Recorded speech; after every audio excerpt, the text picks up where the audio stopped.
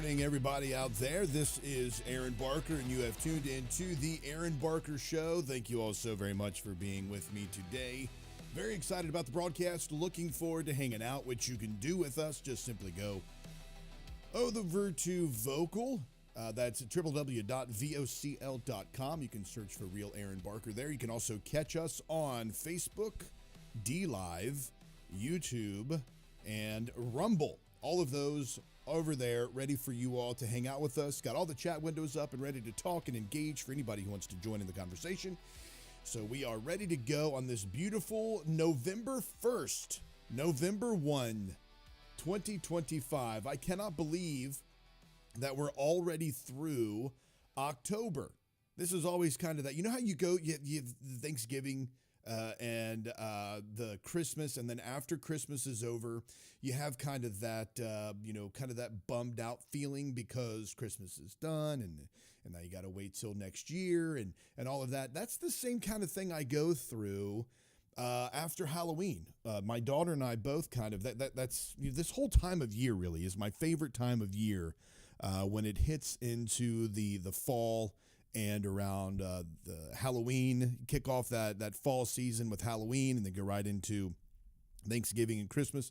But this kickoff, this Halloween, or Halloween in general, is my favorite holiday aside from Christmas. I mean, it's like right there. If you put if you made me choose life or death situation, it would be very difficult for me to say.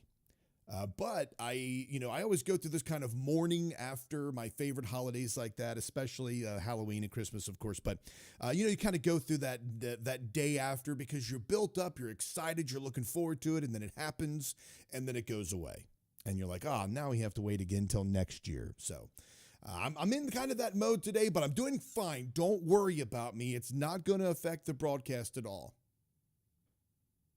Except for my quivering chin. No, I'm moving on relatively nicer this year. Halloween, hopefully for those of you that were able to join in the celebration of Halloween, I hope you had a great time. Hope you got a great haul of candy.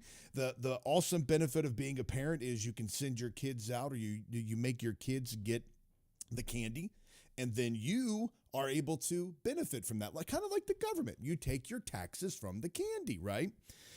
But I would say, I do believe that Halloween is probably the most communist Marxist holiday out there. Where else are you encouraged to don a mask, go door to door in your neighborhood, threaten harm if you do not get some type of treat, demanding that your neighbors purchase expensive candy and give it to you? So you are seeking a benefit from other people.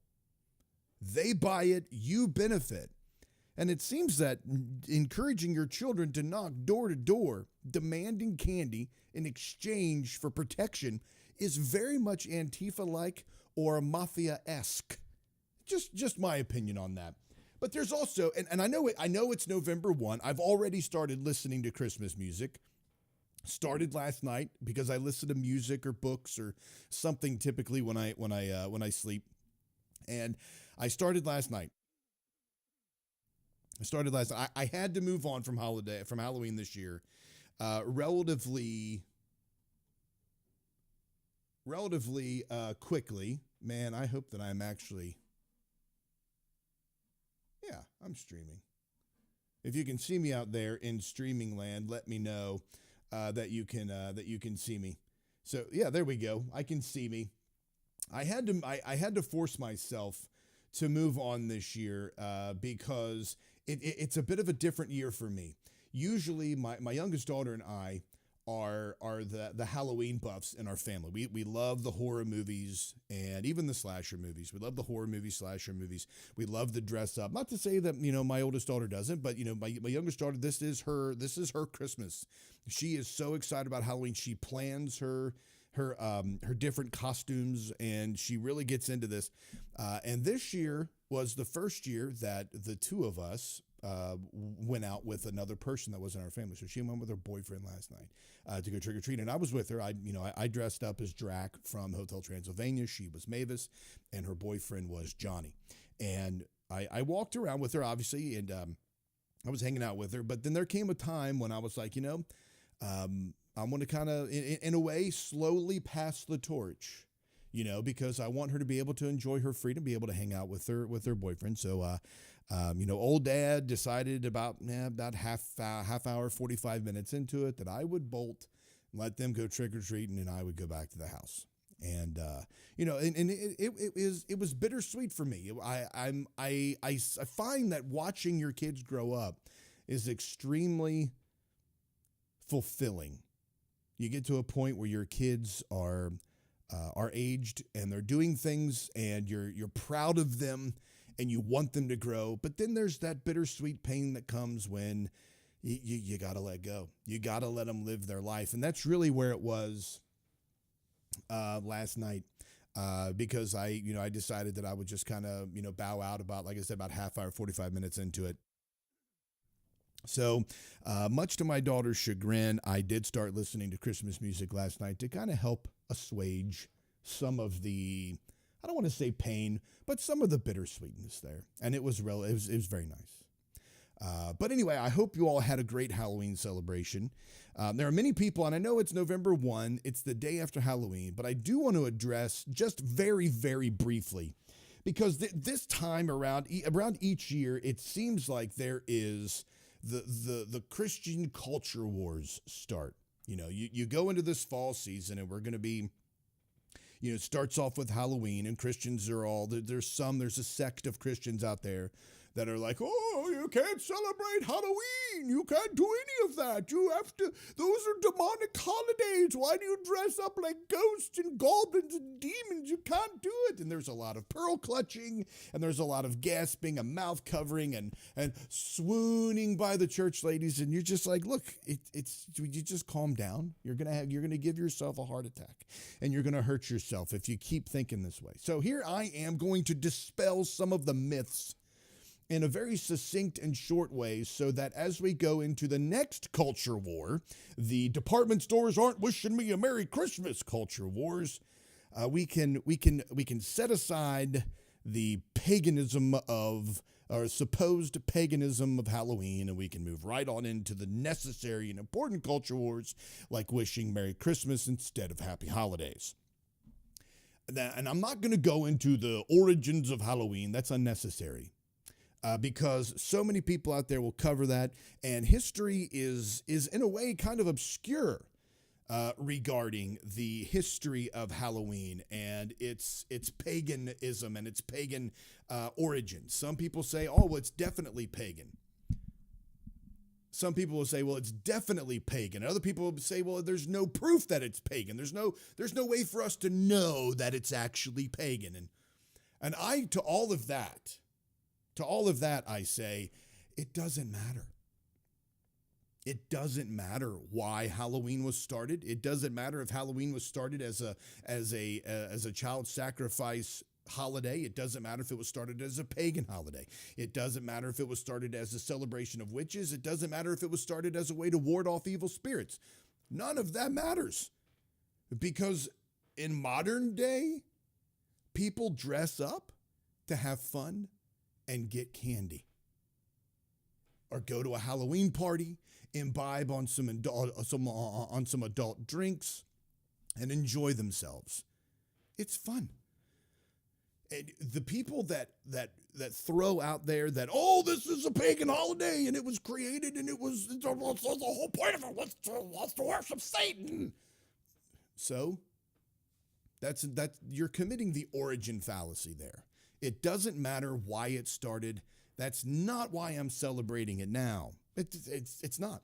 And it's the same thing with yoga. People are like, oh, yoga's satanic. I'll say to you right now, if you celebrate the yoga, if you're doing the downward dog, whatever those positions are, you're celebrating the demons. No, you're just stretching. You're really just stretching. If a person is stretching the downward dog, they're not putting themselves in a position of demonic influence. They're just stretching. stretching. Seriously, they're just stretching.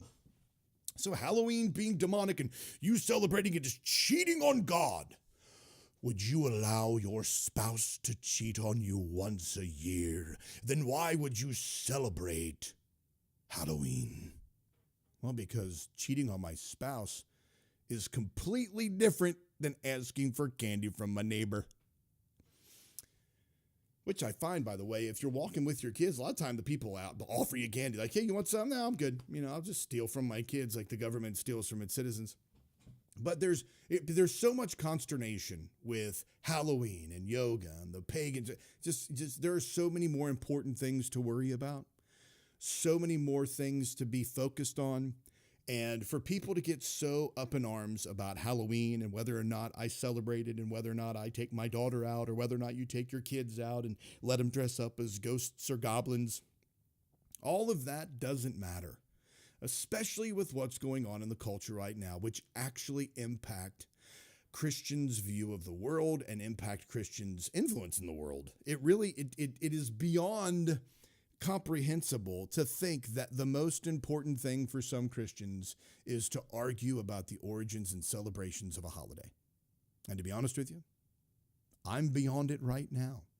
So I just say to everybody, chill out, relax, get some candy, have some fun.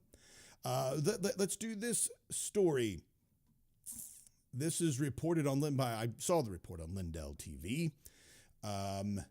Developing. So this is a developing story. This was released yesterday on Halloween. It says here that FBI thwarts a potential Halloween terrorist attack. Now, when I saw this initially, I thought, wow, they must be stopping ICE from tear gassing trick-or-treaters. No, that wasn't it. It says that FBI Director Kash Patel announced Friday that his agency had thwarted a potential terrorist attack resulting in the arrest of multiple individuals in the state of Michigan.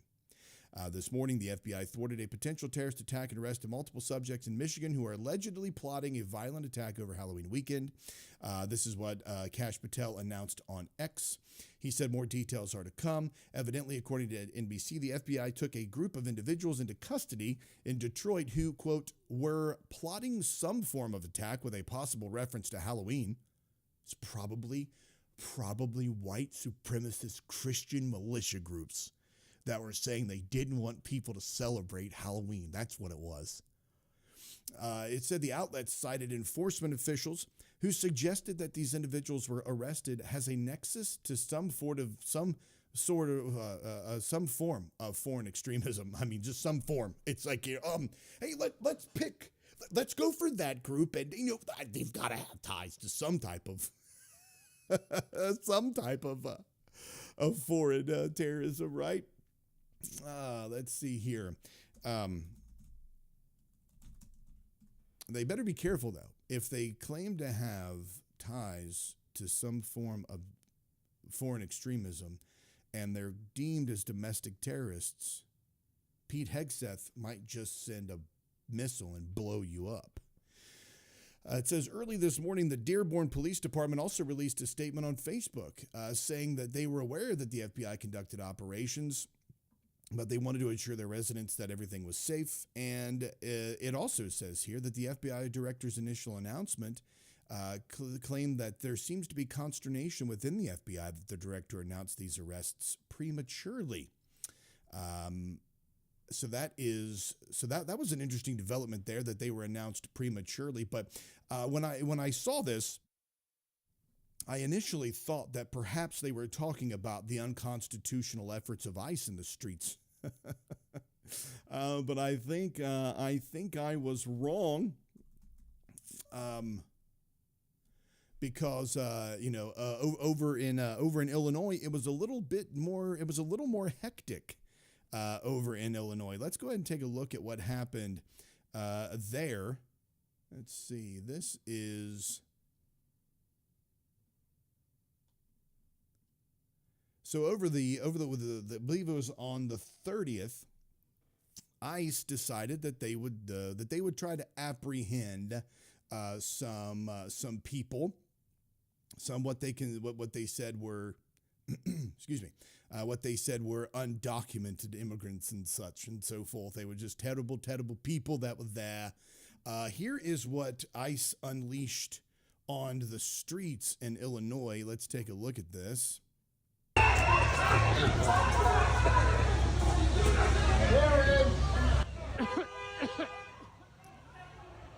So ICE is unleashing here tear gas in a residential area.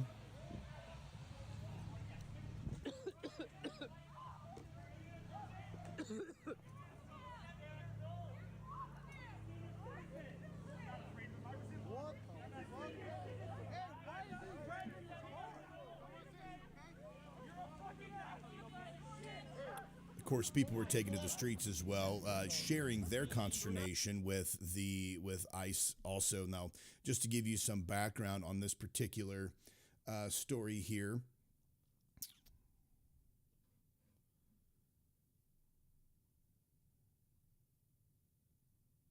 Sorry about this. I want to get this back up here so you can hear this while I'm reading the story, if it will let me.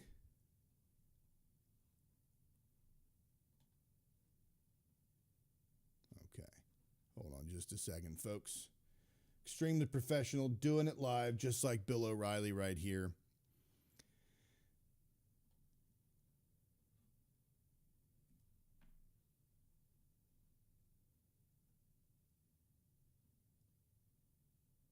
Sorry about the delay here, but this is what I'll do. I'll go ahead and just read the news story and then get that video up for you in just a minute. It says here that ICE deploys tear gas as costumed children head to a Halloween parade. A former Cook County prosecutor said he had collected a tear gas canister from his own front lawn in a residential Chicago neighborhood and submitted it to a law firm that is preparing a lawsuit over immigration. Preparing a lawsuit over immigration's officers' persistent use of tear gas against residents who object to their raids across the city, including Old Irving Park this past weekend, where parents and children were getting ready for a Halloween parade when agents wreaked havoc on the neighborhood. It says that the man agents detained, Luis Villegas, had been working at a house in the neighborhood, and his brother told reporters he was an undocumented immigrant who came to the U.S. with his family at the age of 4. What a brother that is. What a brother.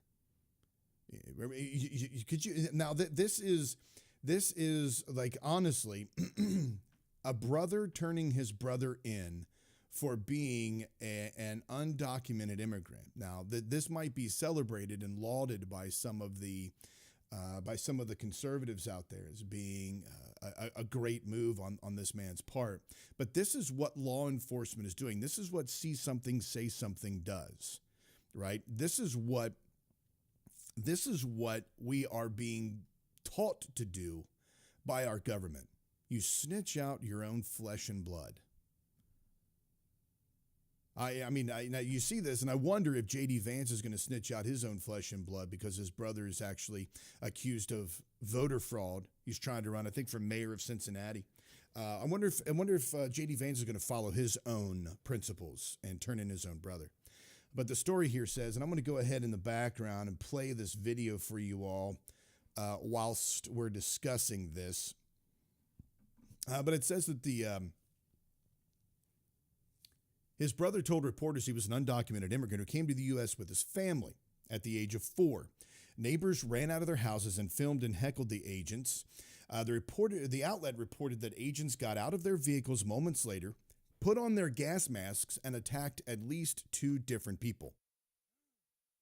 A person on rapid response team that warns locals when immigration and customs enforcement and other federal agents are in the area told Block Club Chicago that a 67-year-old woman was knocked to the ground by masked officers.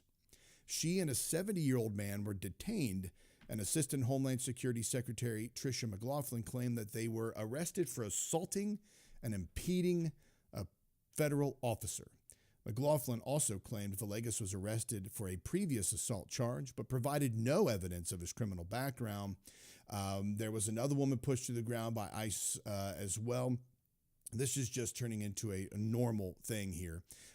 It also says here that Resident James Hotchkiss told Block Club Chicago that he was leaving his house with his wife and children at 9:45 a.m. for the parade when he heard whistles ringing out in the neighborhood, which is a sound the Chicagoans are used to, warning that ICE is nearby. He said, "I saw a man running towards me, followed by 2 or 3 officers chasing him. They tackled him onto a neighbor's front yard.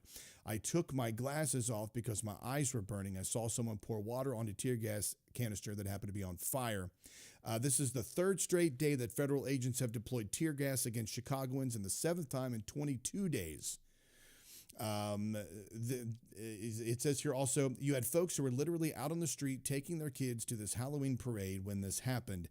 I didn't see anybody make physical contact with these agents. I didn't see anybody do anything that justified, for instance, taking my 70-year-old neighbor to the ground. The agents left the neighborhood after about 30 minutes, and the Halloween parade proceeded, but with many families opting to stay home.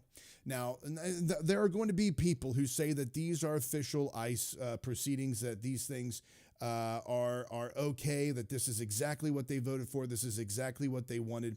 But I find it difficult, and I will say this, I find it difficult as Christians to believe that treating people like this is somehow justified, is somehow right. We were told during the campaign, during Trump's campaign, we were told that ICE would be going after the hardened criminals, the drug dealers, the rapists, the horrible criminals that are violent repeaters.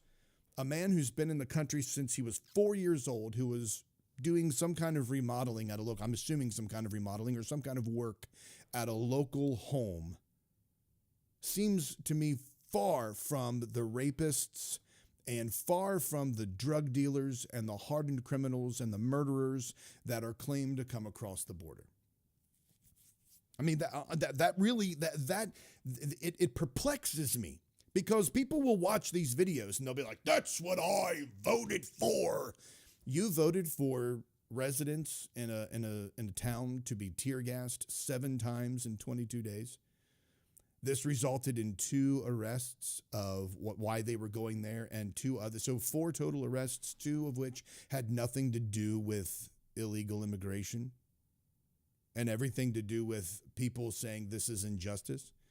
Claims that there was no, and I saw a video earlier, I believe it's in the story, I'll try to pull it up here, of the woman that's being pushed to the ground.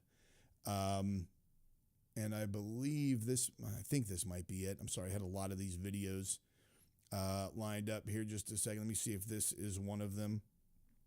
And I'll play it for you here too, because I don't have a problem. Tear gas and older. That's very loud. Here we go. So this is another clip. I don't know how if this is the clip of the person being pushed to the ground. Right now, our own neighborhood, scaring our children. Unbelievable. Never thought this would happen in my neighborhood. Scaring our children to death, thinking that this is a cool thing to do.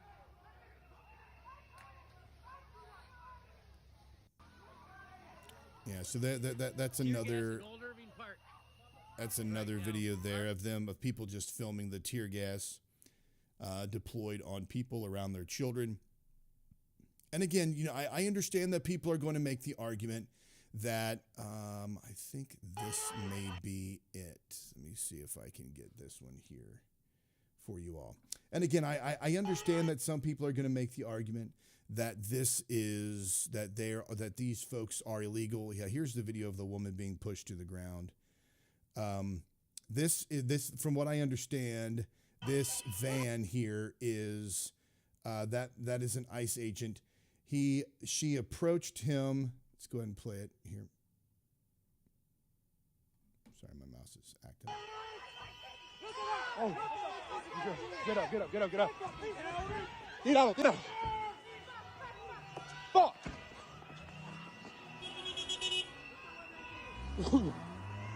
So that was them. That was them speeding off. And again, here's the actual action. Sorry, I'm trying to. So there's the action of that. Now people are like, she shouldn't have approached that officer. She is an old woman or an older woman here. And in these situations, this is another reason why I believe that the offering the tuition forgiveness and the $50,000 sign-on bonuses for ICE agents to recruit, this is what you get. We need, in law enforcement, you need somebody who's able to think quick on their feet in situations where it's literally life or death. And this doesn't look like this person is thinking literally in this situation, like, how is this woman going to impact me or hurt me? I believe I can take, you're fully clothed in in a military uniform. You look like you're part of the special operations, which you're not. You look like you're part of special operations here with all this additional equipment on you, and you could not stop this woman from, quoting fingers, attacking you. So what Governor Pritzker did, Governor Pritzker said, hey, Kristi Noem, would you be able to just suspend these operations around Halloween? Can you just give us, excuse me, can you just give us Halloween? So Pritzker's like, hey, just give us Halloween, let our kids go out and trick or treat. Now, and this is not me trying to make it look like Pritzker is some innocent person in this. We understand the violence in Chicago and the crime in Chicago is bad, but that is no excuse for that. I'm looking at this one isolated incident and this one thing focused on ICE and their operations within Illinois. Okay, so we're not talking about the entire record. We're talking about this one thing, which really, when you're looking at it in a logical way, one has nothing to do with the other. One you can suspend because one involves arresting people doing contracting work at houses or working in dry cleaners or maybe doing lawn work from what they're telling us. I mean, you're honestly arresting people who are peacefully living out their lives here in the United States. Although undocumented or illegal, your operations are against them. Your operations are not against the crime wave on the streets of Chicago. Your operations are not for the murders that are happening on a daily basis. Your operations of ICE have nothing to do with the standard criminal operations in Chicago or Illinois, period. So Pritzker was asking Kristi Noem, can you suspend these operations so our kids can go trick-or-treating and not be in fear of these of ICE raids and of tear gas, etc.? Here's Kristi Noem's response. Yes. Governor Pritzker has asked for Operation Midway Blitz to be on pause for the holiday weekend. Are you willing to do that? And if you're not, why not? No, we're absolutely not willing to put on pause any work that we will do to keep communities safe. The fact that Governor Pritzker is asking for that is shameful, and I think unfortunate that he doesn't recognize how important the work is that we do to make sure we're bringing criminals to justice and getting them off our streets, especially when we're going to send all of our kiddos out on the streets and going to events and enjoying the holiday season. We want to make sure that they're safe. And if you see, even up here, we have individuals that we've picked up off the streets with our ICE officers and CBP officers that have assault against a child pedophiles, rapes. Those individuals don't deserve to be on our streets, and we're certainly not going to let our kids be victimized by them. And again, he's not asking them to suspend, because ICE is not law enforcement. ICE is not police. He's not going to his police department and saying, hey, police department, could you not arrest anybody over the weekend? Could you not patrol the streets over the weekend? Could you not have a presence in the streets over Halloween? He's not asking that. That would be obviously silly. He's asking for ICE to cease tear gassing their neighborhoods so their kids can go out and trick or treat. And she calls it shameful. I think it's shameful to assault innocent bystanders because you think you need to arrest a guy doing contracting work at a house who's been here since he was 4 years old, and he just happens to be an illegal immigrant or undocumented immigrant. You're listening to the Aaron Barker Show. We are live on Facebook, Vocal, D-Live, Rumble, and YouTube right now. We got some folks over here. Sorry I haven't gotten back to you over on Rumble. Hey, y'all. I'm going to comment over there. So we got folks with us, hanging out with us over here on Rumble, and that is much appreciated. You can also Vocal, again, VOCL.com. That's vocal.com. And just look for Real Aaron Barker, and you'll be able to find me there. And we can have all kinds of great discussions. Really starting to see an uptick of people, and grateful that they're joining over there and hanging out with us on Vocal there. And let's see, we've also, if anybody's over on YouTube, yep, there we go. So, all right. So also, real quick, if I could just throw out there, and before I do this, I want to make sure that I say this. I am not sponsored by anybody, okay? The MyPillow products that I have over here, I purchased, okay? And when I give you my promo code here in just a moment, to MyPillow, when you go to mypillow.com and use the promo code Barker, I get a kickback from that. And so I help them by pushing people to their website, and I help MyPillow because they get the majority of those profits, and then they give me a little kickback because I do that. The only way I benefit is if you use the promo code Barker. Mike Lindell doesn't even know who I am. And I'm saying that for a very specific reason. Someone on Facebook this week said that, and I love when people call me an idiot, and then they have horrible grammar, terrible spelling, and no punctuation skills. Someone told me that I was spidered by MyPillow, and if I was sponsored, then they were done with MyPillow. And my free speech is being exercised here, okay? And MyPillow, again, Mike Lindell doesn't know I exist. He doesn't even know who I am. I respect and admire Mike Lindell for the work that he's doing.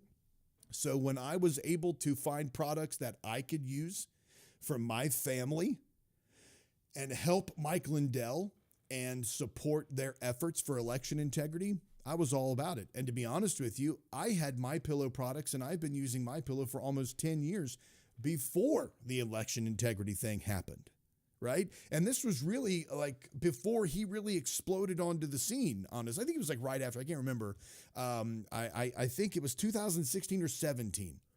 And when I found out that I could be an affiliate with MyPillow, and I set up. So I say all this because my views are my own.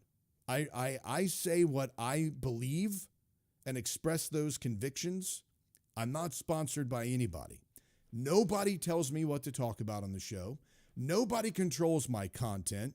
I have, in the past, disassociated myself from people that have told me what I should be saying or should not be saying. If somebody comes to me and says, don't talk about that, I say, screw you. It's my show. All of this operation here that you're doing, my show. Self-produced, all of the content curation, all of the content, my show. So if somebody ever dangled money over my head and said, hey, you can get this paycheck if you just stop talking about ICE being illegal. Hey, I'll dangle this. Here's a little bit of money if you stop pointing out that the Trump administration is taking away our free speech. Hey, I'm going to dangle this over here, but you have to stop talking about whatever the topic is. It doesn't happen. And it actually did happen.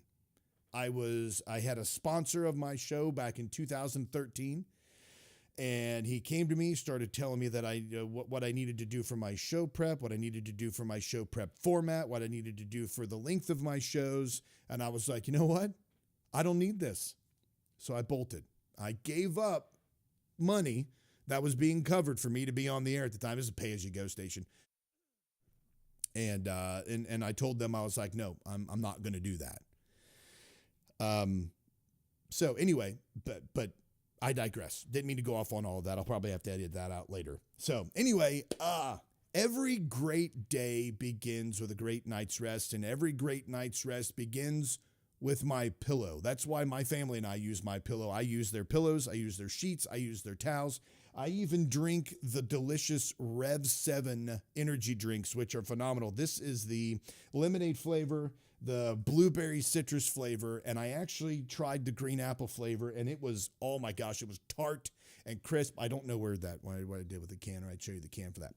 Anyway, I tried those. Those are fantastic. If you go to if you go to mypillow.com and use the promo code Barker, you can get a free 3-pack sample of the Rev 7 energy drink with subscription, and just add that to your order. You can also get the delicious coffee. This coffee is amazing.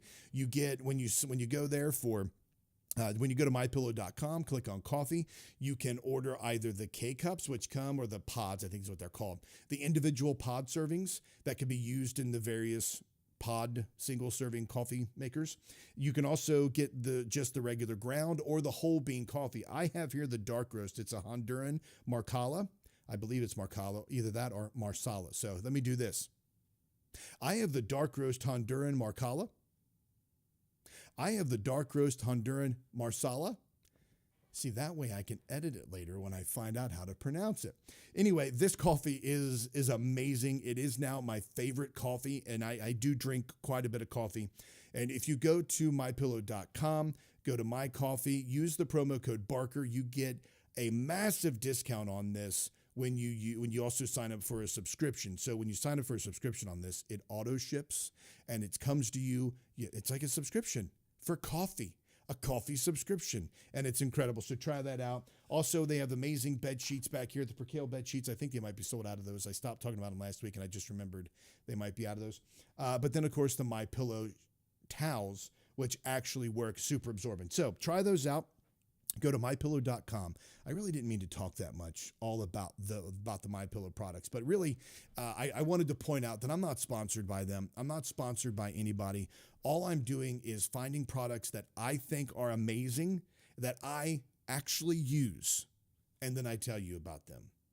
And I hope that you're able to benefit from them. I benefit from your purchase. I'm honest and open about that. This is a very common practice for people that do these types of shows. So here's what I'm going to do. We're just going to continue to talk because I'll just wait for a few minutes to take a break. What do we have coming up next here? So we have a few weeks ago, I don't know if you remember, well, you do remember this.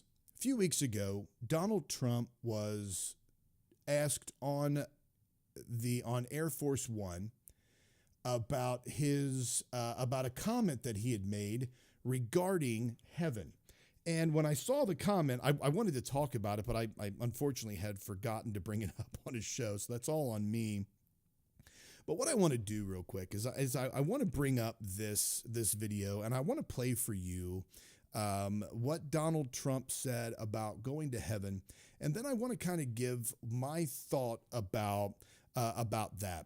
And I think it's important right now, a little bit more important, because J.D. Vance was at a TPUSA conference, and he was asked, when he was there at this TPUSA conference, he gave his opinion on his wife. So let's do that first. Let me play this, because all of this goes hand in hand with J.D. Vance and his comments about his wife, and then also the comments about, that's weird. Hold on a second here. That is a broken link now?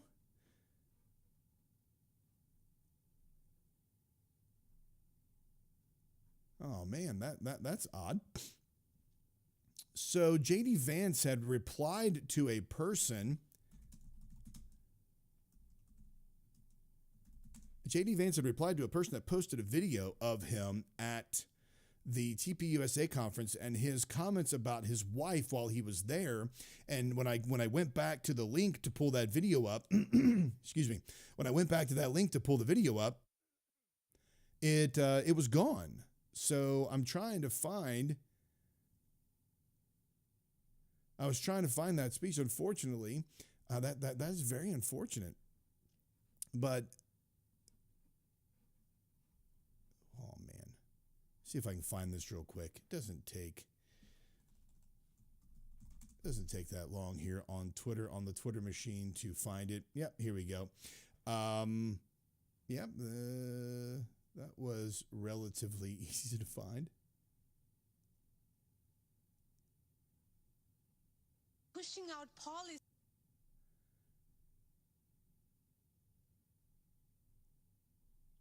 I thought I found it.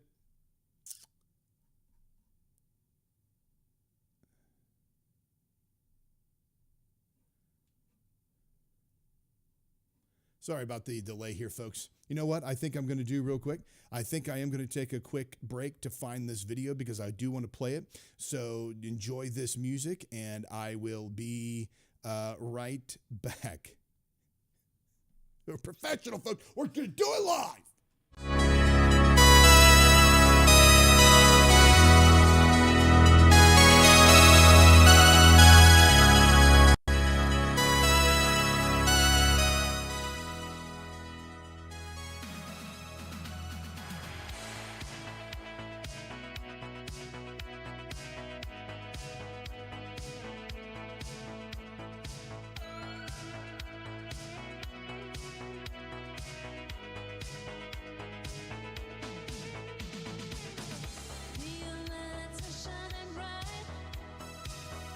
Chasing dreams all through the night, dancing, laughing, feeling free. This is our time, you and me. The music sound me so strong. We'll keep on moving on my own. Hands up high, make touch the sky.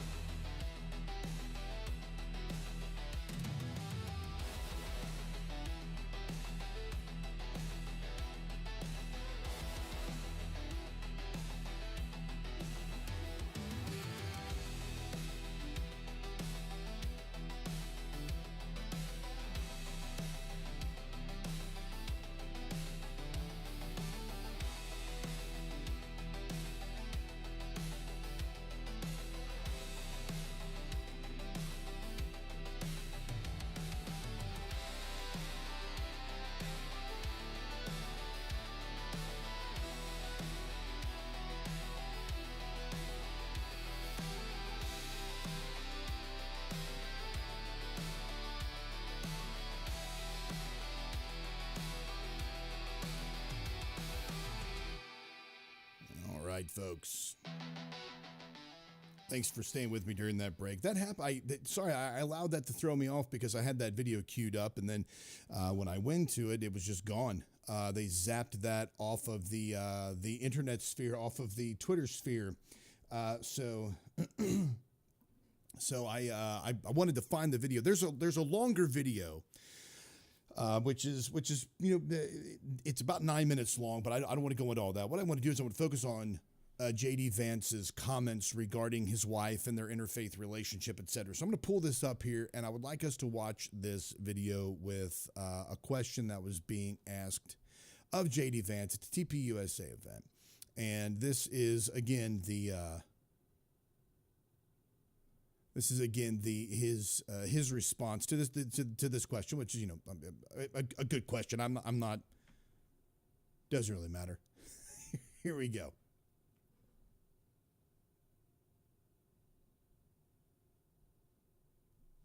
For giving this opportunity to talk here today. I did not agree with many of the things that you said right ahead of this, but I don't think that's my point to discuss here. What I want to ask is, you are married to a woman who is not Christian. In her Wikipedia, I mean, I just looked that up. I wanted to know what her faith was. I didn't know this before. But she still calls herself Hindu. You are raising three kids in cultural, racial, religious household. How are you maintaining, or how are you teaching your kids not to keep your religion ahead of their mother's religion? Or how are you teaching them that your kind, their dad kind, who got here just few years or few decades ago, is different or is better than your mom's kind, who got here just a generation before? How are you balancing that? And when you talk about too many immigrants here, when did you guys decide that number? Why did you sell us a dream? You made us spend our youth, our wealth in this country and gave us a dream. You don't owe us anything. We have worked hard for it. Then how can you, as a vice president, stand there and say that we have too many of them now and we are going to take them out to people who are here rightfully so by paying the money that you guys asked us? You gave us the path, and now how can you stop it and tell us we don't belong here anymore? And one more thing, I'm sorry, one more thing. Sure. Do you have to There's a lot there. I don't know if I'm going to remember all this, but I will try. I'm sorry. I had to say all of this, and please take it with due, I'm saying all of this with due respect. Go ahead. Please. I have no intention of causing a scene here or anything, but... We're not close to causing a scene, don't worry. But we talked about Christianity, all of this. I'm not even Christian, and I'm here standing to show support. Why are we making Christianity one of the major things that you have to have in common to be one of you guys, to show that I love America just as much as you do? Why is that still a question? Why do I have to be a Christian? So sorry, I didn't realize the question was that long. Again, this wasn't the clip that I had initially found. But overall, her point was asking why, and I don't think we're going to get to all the immigration stuff, but why did you sell them a dream? Why did they spend their money and their wealth to get there? And then once they are there, to tell them that there's too many of their kind there. So there's, and of course, he is married to a woman of Indian descent.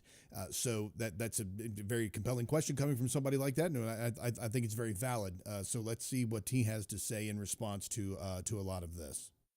Okay. So there was a lot there, and I'm going to try to respond to as much of it as I can. So on the question of immigration, so first of all, I can believe that we should have lower immigration levels, but if the United States passed a law and made a promise to somebody, the United States, of course, has to honor that promise. Nobody's talking about that. I'm talking about people who came in violation of the laws of the United States of America, and I'm talking about in the future reducing the number of people. Sorry, what? May I continue on that? So here's what I'm going to do. I'm going to find via the transcript here with the comments that he made about his wife. And he was being very gracious there, which I don't really, let me see here.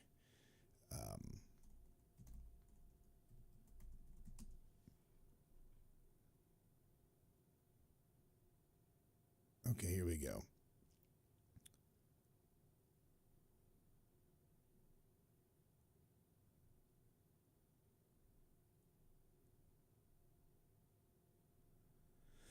Oh man, so I apologize again for this. This is highly professional. Here we go. I believe this is what I want. Personal question about our interfaith household. And yes, my wife did not grow up Christian. I think it's fair to say that she grew up in a Hindu family, but not a particularly religious family in either direction. In fact, when I met my wife, we were both, I would consider myself an agnostic or an atheist, and that's what I think she would have considered herself as well. You know, everybody has to come to their own arrangement here. The way that we've come to our arrangement is she's my best friend. We talk to each other about this stuff. So we decided to raise our kids Christian. Our two oldest kids who go to school, they go to a Christian school. Our 8-year-old did his first communion about a year ago. That's the way that we have come to our arrangement. But, thank you. My 8-year-old was also very proud of his first communion. I wonder if they would have cheered if he decided to raise his children as a Hindu. Thank you, guys. I'll tell them that Ole Miss wishes them the best. But I think everybody has to have this own conversation when you're in a marriage. I mean, it's true for friends of mine who are in Protestant and Catholic marriages, friends of mine who are in, atheist and Christian marriages. You just got to talk to the only advice I can give is you just got to talk to the person that God has put you with, and you've got to make those decisions as a family unit. For us, it works out. Now, most Sundays, Usha will come with me to church. As I've told her and I've said publicly, and I'll say now in front of 10,000 of my closest friends, do I hope eventually that she is somehow moved by the same thing that I was moved in by church? Yeah, I honestly do wish that, because I believe in the Christian gospel, and I hope eventually my wife comes to see it the same way. But if she doesn't, then God says everybody has free will, and so that doesn't cause a problem for me. That's something you work out with your friends, with your family, with the person that you love. Again, one of the most important Christian principles is that you respect free will. Usha's closer to the priests who baptized me than maybe I am. They talk about this stuff.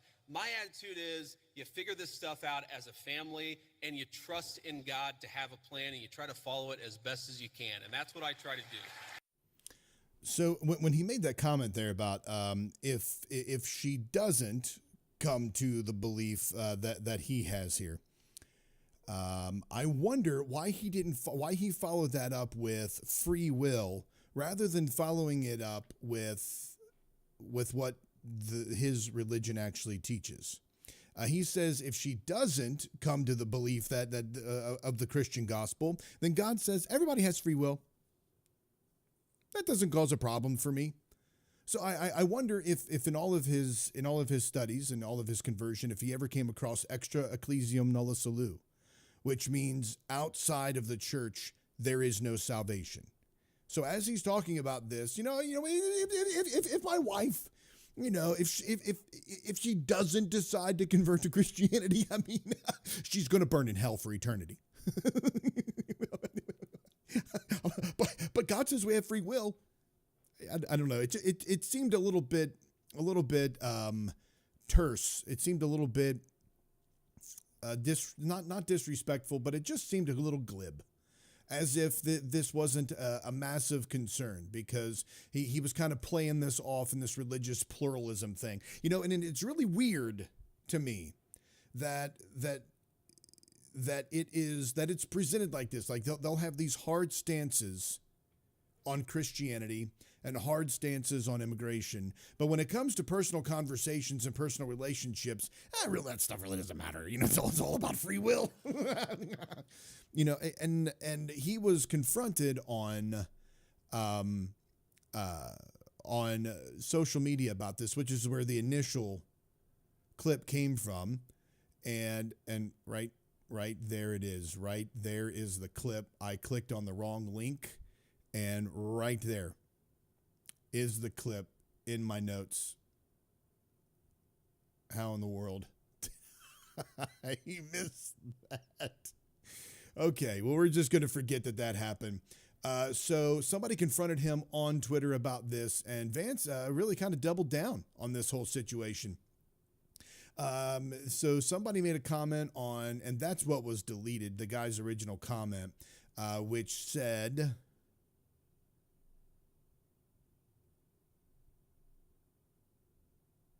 a social media post of Vance lashed out at critics who pointed out that he admitted the desire for the second lady to give up her religion at Turning Point USA this week. And somebody said, way to go. The comment that I can remember was something like, way to go, throwing your wife under the bus in front of the TPUSA. And what Vance said was, oh, what a disgusting comment. He said in his tweet, he said, the question was from a person who seemingly to my left about my interfaith marriage. I'm a public figure and people are curious, and I wasn't going to avoid the question. Nobody ever said that. Second, my Christian faith tells me the gospel is true and is good for human beings. My wife, as I said at the TPUSA, is the most amazing blessing I have in my life. She herself has encouraged me to re-engage my faith years ago. She's not a Christian, has no plans to convert, but like many people in an interfaith marriage or any interfaith relationship, I hope she may one day see the things as I do. Regardless, I'll continue to love and support her and talk to her about faith and life and everything else because she's my wife. And then third, he says, posts like this reek of anti-Christian bigotry. Yes, Christians have beliefs, and yes, those beliefs have many consequences, one of which is that we want to share them with other people. That is a completely normal thing, and anyone who's telling you otherwise has an agenda. That's not a consequence, and this isn't bigotry. I mean, there's no, the calling out, I mean, that's a snowflake comment by Vance to say this is bigotry. And also the consequence of sharing your faith with others, that's not a consequence. That is a natural expression of anybody's faith or belief in something they want to share with other people. You presented in this gospel, if you want to talk about this as being a gospel, Vance, nothing in this had any consequence whatsoever, other than you decided to raise your kids in a Christian home. You decided to have your kids go to a Christian school. Your wife talks to your priests, and if she decides not to convert to Christianity, oh, well, it's free will. Where's the consequence to that? You know, why didn't you follow that through? And I think a lot of people find that deficient in his presentation. Now, whether or not his wife is going to burn in hell for eternity, probably not. Because hell has to be real in order for somebody to burn in hell for eternity. You know who you are. That's for you. You know who you are. But for him to act like this is some kind of bigoted comment, no, it's not a bigoted comment. I mean, just grow a pair. You know, I mean, and why is it that he was more forceful in this Twitter response than he was forceful at his presentation at TPUSA? You know, that's just my take on it. So, I mean, and how they raise their family. I mean, that's do what you want to do. Raise them as Hindu, raise them as Christian, raise them as Catholic, raise them as Protestant. Do whatever you want to do. You know, I mean, it's in the end, it doesn't even matter. You know, we're all going to get to the same place anyway. So what does it matter how you do it now? So essentially, I agree with Vance, but in a way, he was not honest with his Christian beliefs or with his convictions, and that was just a big debacle for just a few minutes of this as well. Over in Rumble, we have the Mind of Zoe. Welcome back. Zoe, go ahead and give me, he said, I kind of agree with Vance on this. Go ahead and give me, your take on that, because I'd like to know what it is about that you agree with it. Safe travels, Deb. I hope you're able to listen to the show while you're on your way. But let's do this now. Okay. So since we talked about that and his wife, and let's go ahead and talk about this comment that Donald Trump made a few weeks ago regarding whether or not he's going to be making it into heaven. Because all of this kind of plays into each other anyway, right? So let's do this. I do have the clip for this one. This clip is it's not burnt, and I actually clicked on the right link for this one. Actually, let me unmute this first, because that would be very important. important to hear. My Trump impression sucks. I hope you all know that when I do my Trump impression, I don't do it because I think it's good. I do it just to be mocking. Here are Donald Trump's comments on heaven, and then I'm going to add a few of my own in there. You had talked a couple weeks ago, you were doing an interview, and you talked about how you hope to end the war in Ukraine because it might help you get into heaven. How does this help? Does this help? I mean, I'm being a little cute. I don't think there's anything going to get me in heaven. Okay, I really don't. I think I'm not maybe heaven bound. I may be in heaven right now as we fly in Air Force One. I'm not sure I'm going to be able to make heaven, but I've made life a lot better for a lot of people. And as an example, had the election of 2020 not been rigged, you would have millions of people living just in Russia, Ukraine alone. That would have never happened, and it didn't happen. So there are his comments about heaven. And when I first saw this, and look at his face. So after he makes that comment, when they do this close up right here, look at his face.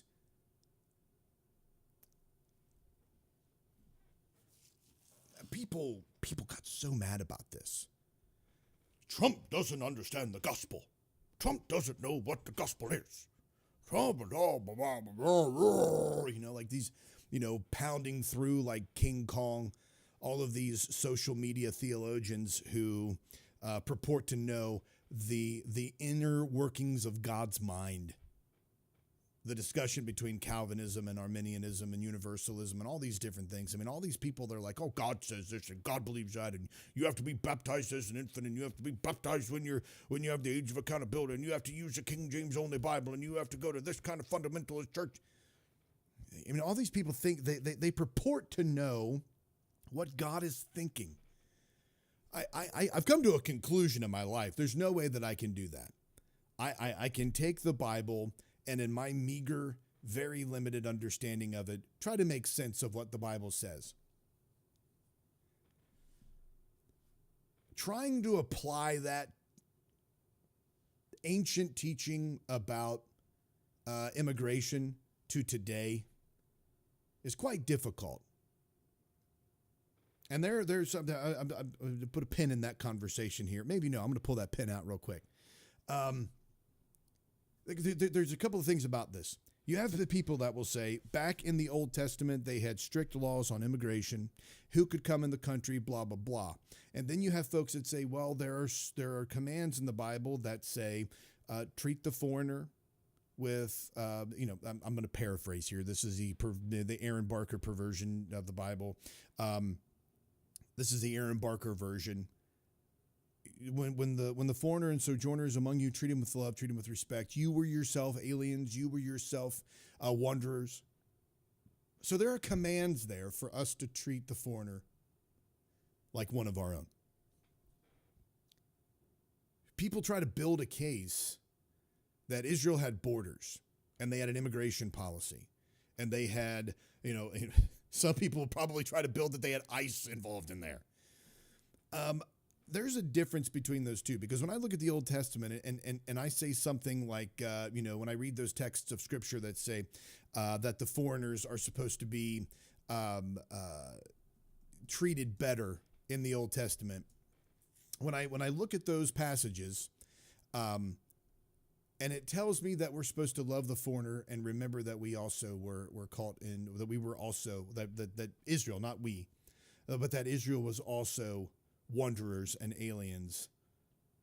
The difference between that and the strict whatever they try to build their case on, the difference between those two is the continuing theme throughout the Scripture of love and grace and kindness. See, there's this streak in Christianity that tells us that there is supposed to be law and order. All right, and law and order tends to win out, especially in authoritarian societies or authoritarian administrations. The authoritarianism, law and order tends to win out in authoritarianism because it's a way to exact revenge. Essentially, it's a way to treat people more harshly because they're not doing the things you are doing.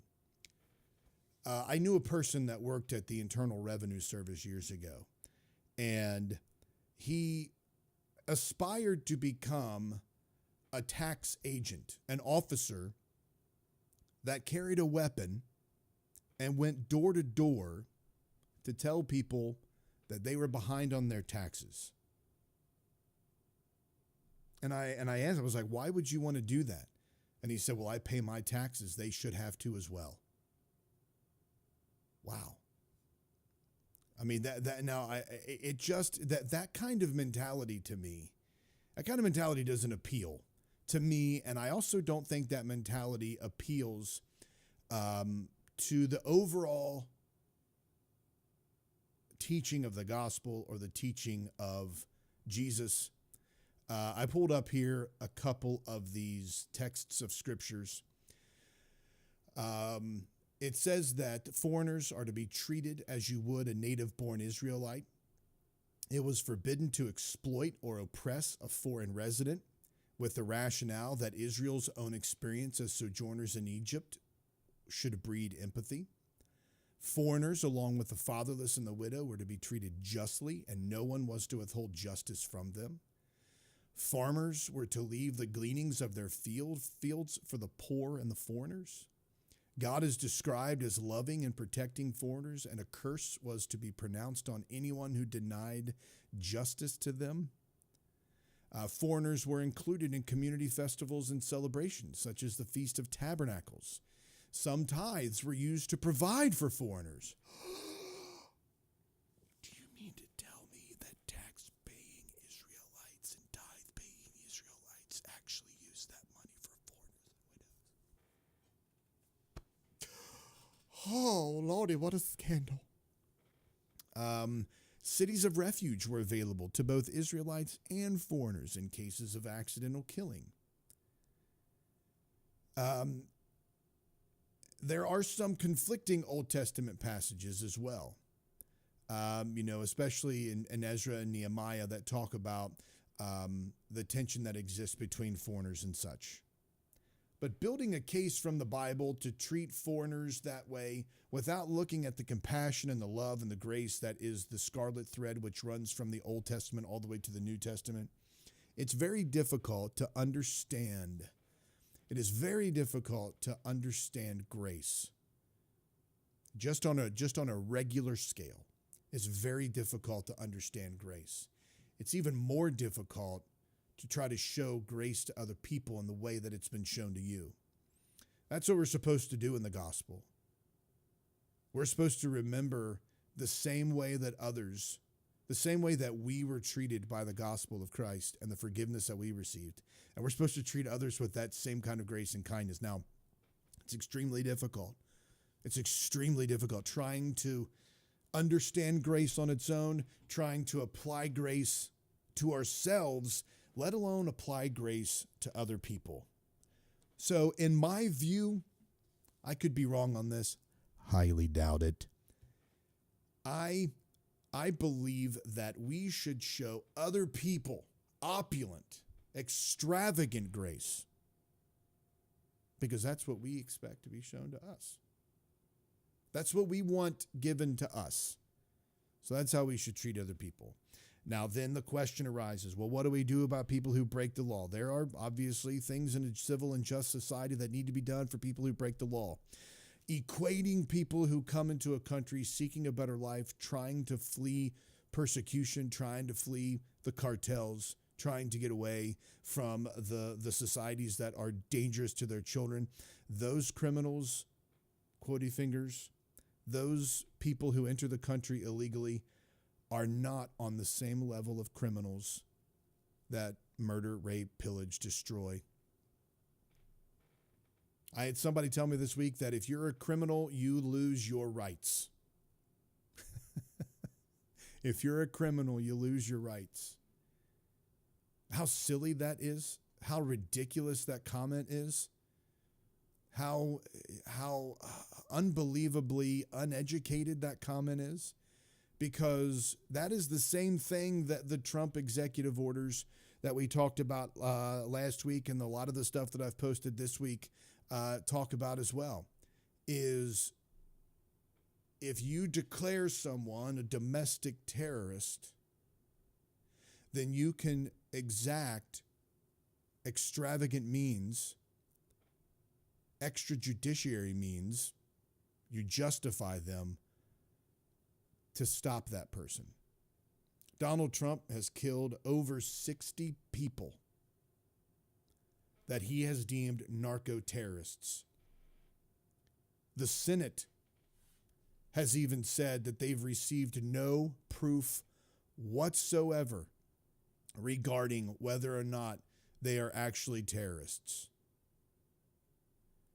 This past week, Pentagon tells Congress it doesn't know who it's killing in Latin American boat strikes.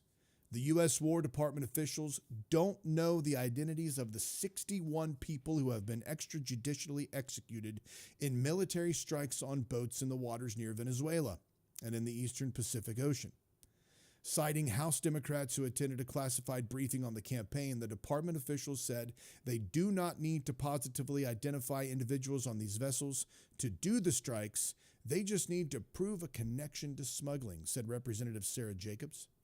When we tried to get more information, we did not get satisfactory answers.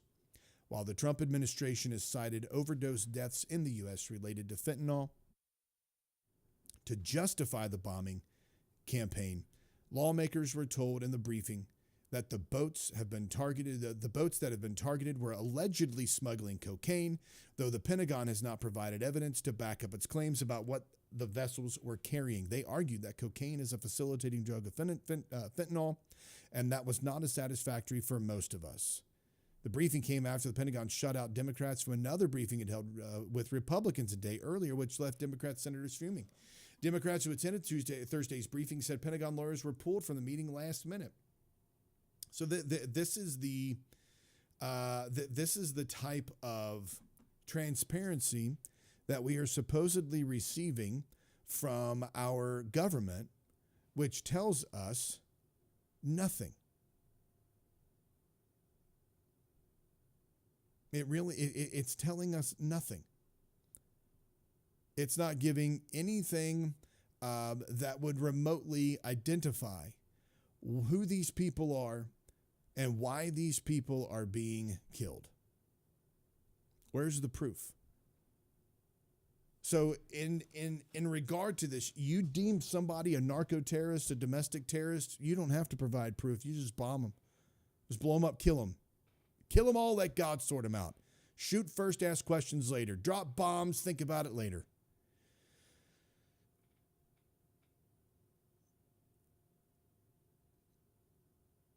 Deeming people domestic terrorists, obviously a big problem. So when Trump makes comments like, I don't know if I'm getting into heaven, I wonder about that too, President Trump.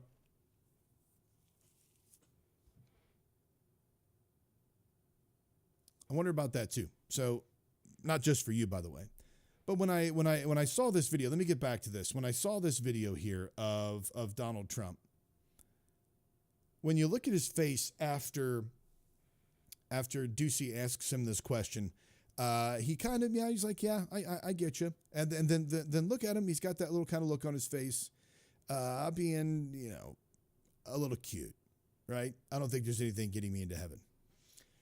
People lost their ever-loving mind regarding this. All the Facebook theologians and the people who claim to know the mind of God. I looked at this and I thought, I think I see a glimpse of humanity. A moment of transparency, perhaps. A moment of humility. Where Trump is saying, I don't really know if I'm going to get into heaven. I don't really know. Then he goes on to kind of give reasons why he thinks he should be in heaven. But this to me didn't make me angry. This to me didn't make me go, oh my gosh, Trump don't know the gospel.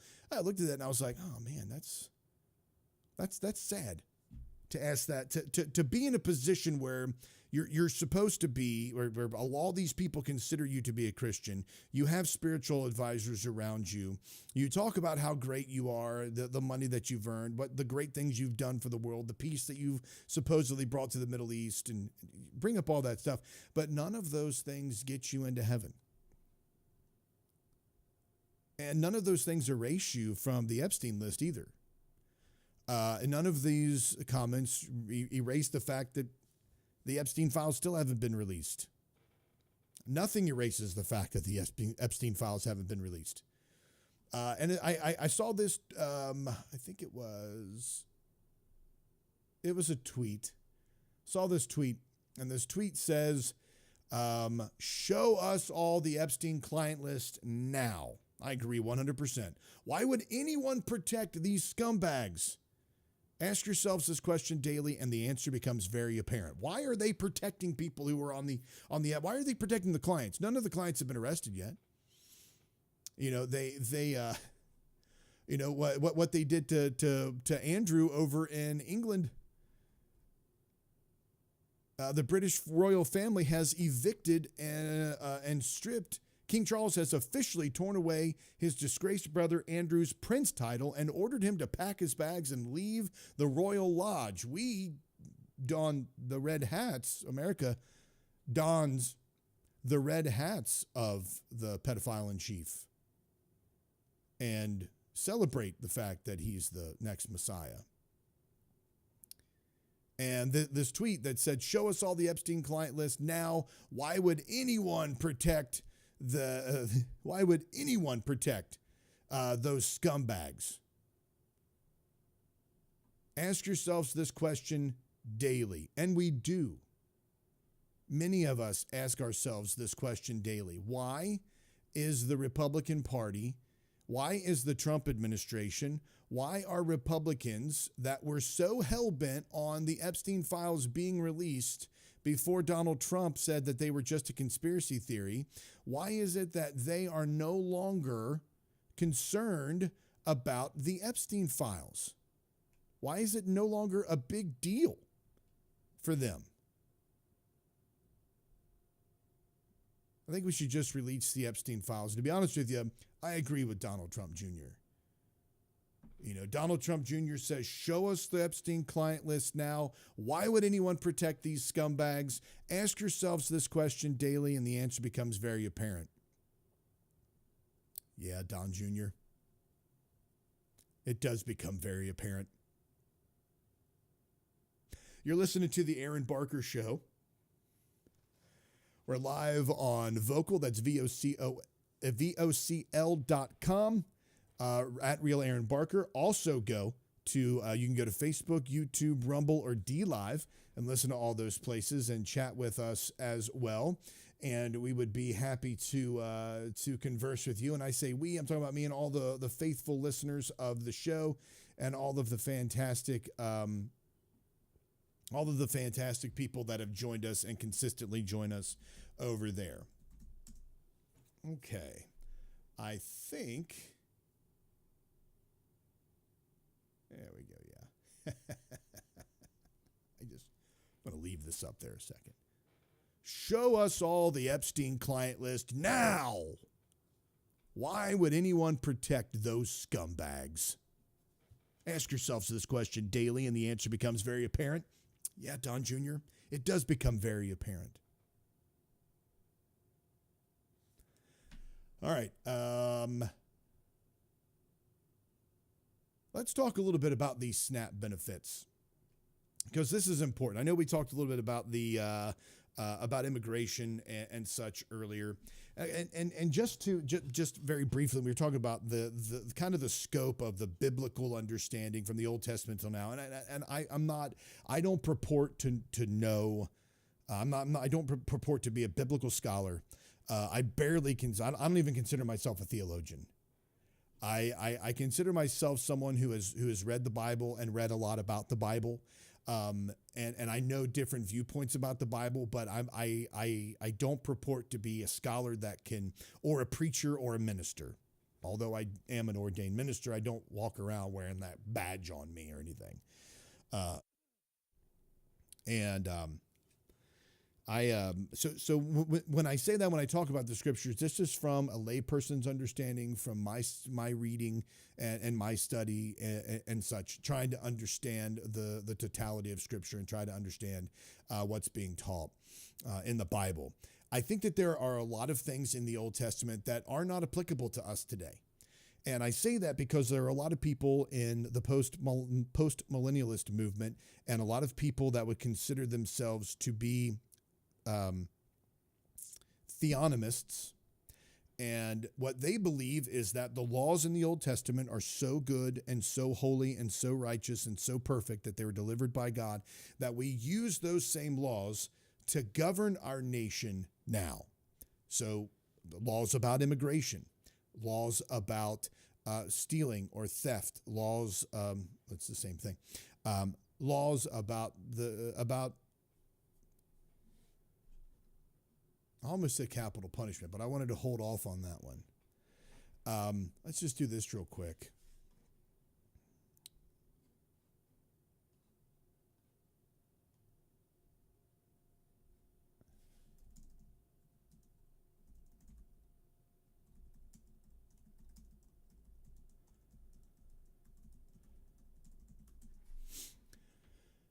Okay.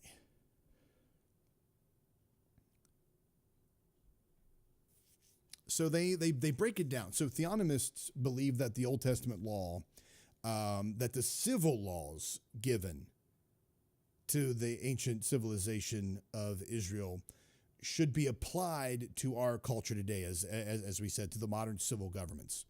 So capital punishment for crimes such as murder, adultery, homosexuality, blasphemy and false prophecy, kidnapping. They believe, and I believe some of this, some of the restitution over incarceration, I believe that that's accurate. I believe that we should do that. I also believe that the modern day prison system that we have is unjust, and I think that it's not proper. I don't think that it's moral or ethical. Now, there could be a case made for some incarcerations of specific people, but the majority of people that are incarcerated, I believe in restitution over the prison system and over punishment of the victim, because what that does, well, not over punishment, but I believe in restitution over incarceration. Because if you steal from somebody, or if you in some way in vehicular manslaughter or negligent vehicular manslaughter, something along those lines, if you take somebody's life accidentally and you're put in jail, let's say you get in your car and you're texting on your phone, you swerve across the line and hit a father that's on his way to his second job because he's taking care of his family. That is obviously, I believe that would be considered aggravated manslaughter, because you're breaking the law and you're crossing the line. So aggravated manslaughter, you're going to go to jail for, 10, 20 years, depending on, of course, the state and who the prosecutors are, as long as they're not liberal prosecutors. You're going to go to jail. And then what you do is you create a double victim. You took a family you took a father away that's supporting his family, and rather than that family being taken care of, now they have to pay taxes to keep your sorry butt in jail and incarcerated. And you get 3 hots and a cot. You get to go to school. You get to have exercise time and social time, all that stuff, right? I think that restitution over incarceration would be much better. Perjury or false testimony against people, where you try to get somebody thrown in jail or try to get the death penalty and you lie about somebody, maybe perhaps you just get the same penalty on yourself. They believe that Sabbath, many theonomists, not all, believe in Sabbath observance laws, bans on pornography, prostitution, public indecency, strict laws on family and gender roles, which with an emphasis on patriarchal authority, opposition of feminism, and LGBTQ plus normalization. So they believe in household voting, head of household voting. So a family of, like a husband and a wife have a family. The husband is the only person whose vote matters. It's the only person whose vote counts. You talk it over with your wife, and if your wife says, well, I actually like this candidate better, and the husband says, well, I don't, I like this guy better, his vote matters more than the wife's vote. Economic laws. Now, again, that there's some of these things that I believe that we could pull from the Old Testament that would be A good example, just weights and measures, opposition to the inflationary monetary system. I'd audit the Fed and get rid of it. I believe that 100%. So the monetary systems that involve the Federal Reserve, central banking, all of that should be abolished and done away with. We should have just weights and measures. Our money should be based on, like it was up until 1973, the gold standard, where you don't have fiat paper currency that is adjusted based on the whim of whoever is in control, but it is tied to a physical metal, something of complete value. Debt forgiveness. The Trump administration is against debt forgiveness, especially for people who work for LGBTQ organizations, by the way. That's a lovely one. President Trump released an executive order that said that anybody that's working for an LGBTQ organization that they believe is breaking the law, they don't get debt forgiveness like other people do. We'll talk about that in a minute. Your civil structure, the government's job is to enforce God's law, not to make law apart from it. They believe in a limited government. That's a libertarian idea. Limited government, church and state are distinct, but both under God's authority. I believe in a lot of that stuff. The big things that I have, my questions regarding theonomy, is first, it's based on the Bible. Those are laws given to the Old Testament. Although those laws, although we look at those principally, we have a lot of common sense derived from those. The problem that I have with some of the theonomists is that they're not consistent in some of their teachings. Murder and adultery, homosexuality, blasphemy, kidnapping, those things are, the punishment for those in the Old Testament is the death penalty. Bestiality is also given the death penalty for. Do you consistently apply all of those? And that's a question some won't answer. Some will try to sidestep the issue when it comes to homosexual activity and same-sex marriage, etc., and they'll try to sidestep that. But what they would do in theonomy is they would take laws from the Old Testament, some of which are, again, based on common sense, some of which are, proven over time, but then they try to apply those civil and ceremonial, the civil, moral, cultural laws to us, and I don't think that those could be done today. So I have a bit of an issue with some of the theonomy that's there. Let's see.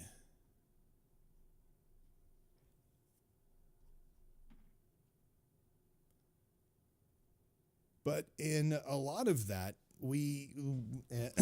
excuse me. So that is in a nutshell. And again, I'm not trying to disparage them. This is my limited understanding of a lot of this stuff. I did for a period of time study postmillennialism and theonomy, and I did consider myself a theonomist because there are several things here that I agree with. I do believe that capital punishment should still be exercised in the most extreme cases. Some people would disagree with that because there are, unfortunately, people who do lie, cops that do present false evidence, prosecutors who are just looking for convictions, and people are put in jail unjustly, and then they're able to later on be exonerated because of advancements in technology and forensics that show that they didn't commit the crime or that they were nowhere around when the crime was committed. So those exonerations give me pause because I'm like, well, we don't have all the evidence. There's an appeal process, etc. Now, when it does come to the PD files, absolutely. I think that if you have any of that, that should be just the death penalty. You hurt children, that's the death penalty right there. But for homosexual activity or same-sex marriage, I mean, I believe we have evolved in a culture well beyond what they taught in the Old Testament, and we are at a point now where we can see and have conversations and live with and work around and be around and have relationships with and go to church with and school and work with and see that the people in the LGBT community are just people like we are. They're human beings like we are. They deserve to be free just like we do. They have freedom of speech, the freedom to marry. They have the freedom to be with whomever they want because that is freedom. And I don't believe that the teachings in the Old Testament regarding this can be applicable to today. And I think that a lot of that has to do with the impact of I think a lot of that impacts us culturally and does take away from our ability to evangelize properly, to love properly, to show grace properly. All of that is impacted by that. And again, teaching on, household voting, et cetera, those things are not proper. But when maybe we'll do that. Maybe I'll do like a breakout session at some time. Maybe I'll do like a breakout session, and then we'll see about the possibility of doing like an entire show on Substack, like a midweek show on Substack regarding theonomy and regarding the application of these specific laws and what could or could not be applied to us. And there's a lot of these teachings that people will pull from the Old Testament, and they'll use this as far, because the government in this understanding is supposed to be the government exercises their civil authority, and they're supposed to operate under God's authority, and all of their laws are based on what the Bible says. So the government, or what theonomists teach, so the government isn't a proactive government in that it has police that are patrolling the streets. It is a government that reacts to crimes by punishing people. All right, the state carries the power of the sword. All of the other stuff happens outside of the established government. And I kind of lost where I was going with this at the beginning, but I wanted to talk about these SNAP benefits and kind of delve into this, because there's a lot of information going around that is false, a lot of information that is obscured, and a lot of information that is purposely hidden. And you kind of want to get to the bottom of some of this real quick, as best as I can, in the short amount of time that we do have left. Because what we have right now in society is we have people that are trying to convince us that we're part of a Christian nation. We're being told that this nation operates under the Christian principles, that this nation operates under the biblical teachings. And I find it hard to justify that for a couple of reasons. First, I don't see that. I don't see that happening.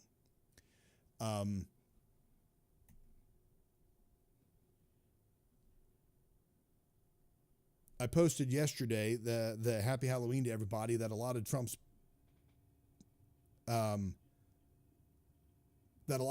policies were evil. And what somebody commented immediately after that was this post by President Trump. Okay, let me get this up here for us.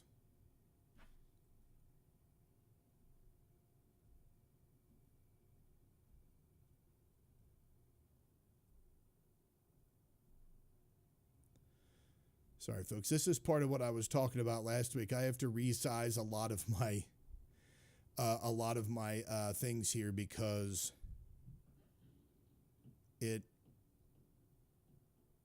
of my streaming software that I'm using. So it takes me a minute sometimes to do this.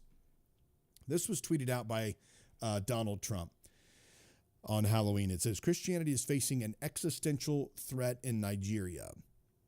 Thousands of Christians are being killed. Radical Islamists are responsible for this mass slaughter. I am hereby making Nigeria a country of particular concern, but that is the least of it. When Christians or any such group is slaughtered like is happening in Nigeria, 3,100 versus 4,476 worldwide, something must be done. I am asking Congressman Riley Moore, together with Chairman Tom Cole and the House Appropriations Committee, to immediately look into this matter and report back to me.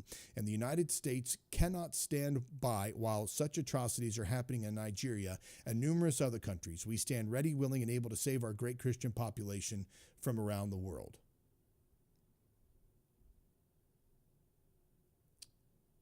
Let's juxtapose that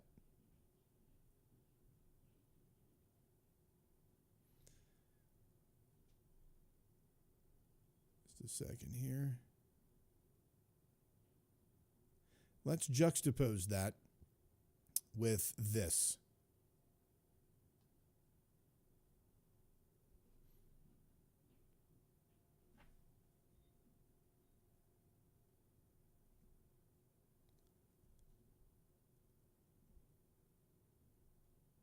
Pentagon tells Congress it doesn't know who it's killing in Latin America. We just covered this a moment ago. Posts like Trump's post on Truth and posts like this tell me that we are not living in a Christian-controlled or Christian nation. And one of the problems that I have with some of what's going on right now is we have tweets such as President Barack Obama's tweet, or I keep calling them tweets. They're not really tweets, right? These are actually X posts or whatever you want to call them.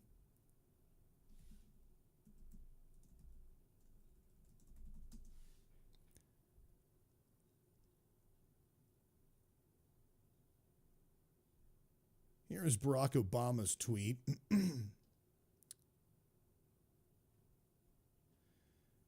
And this is regarding this is regarding the SNAP benefits.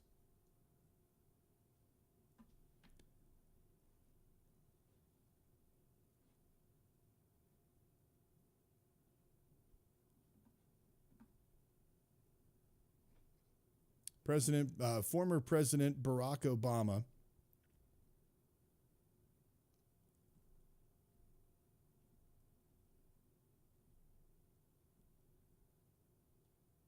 has this to say.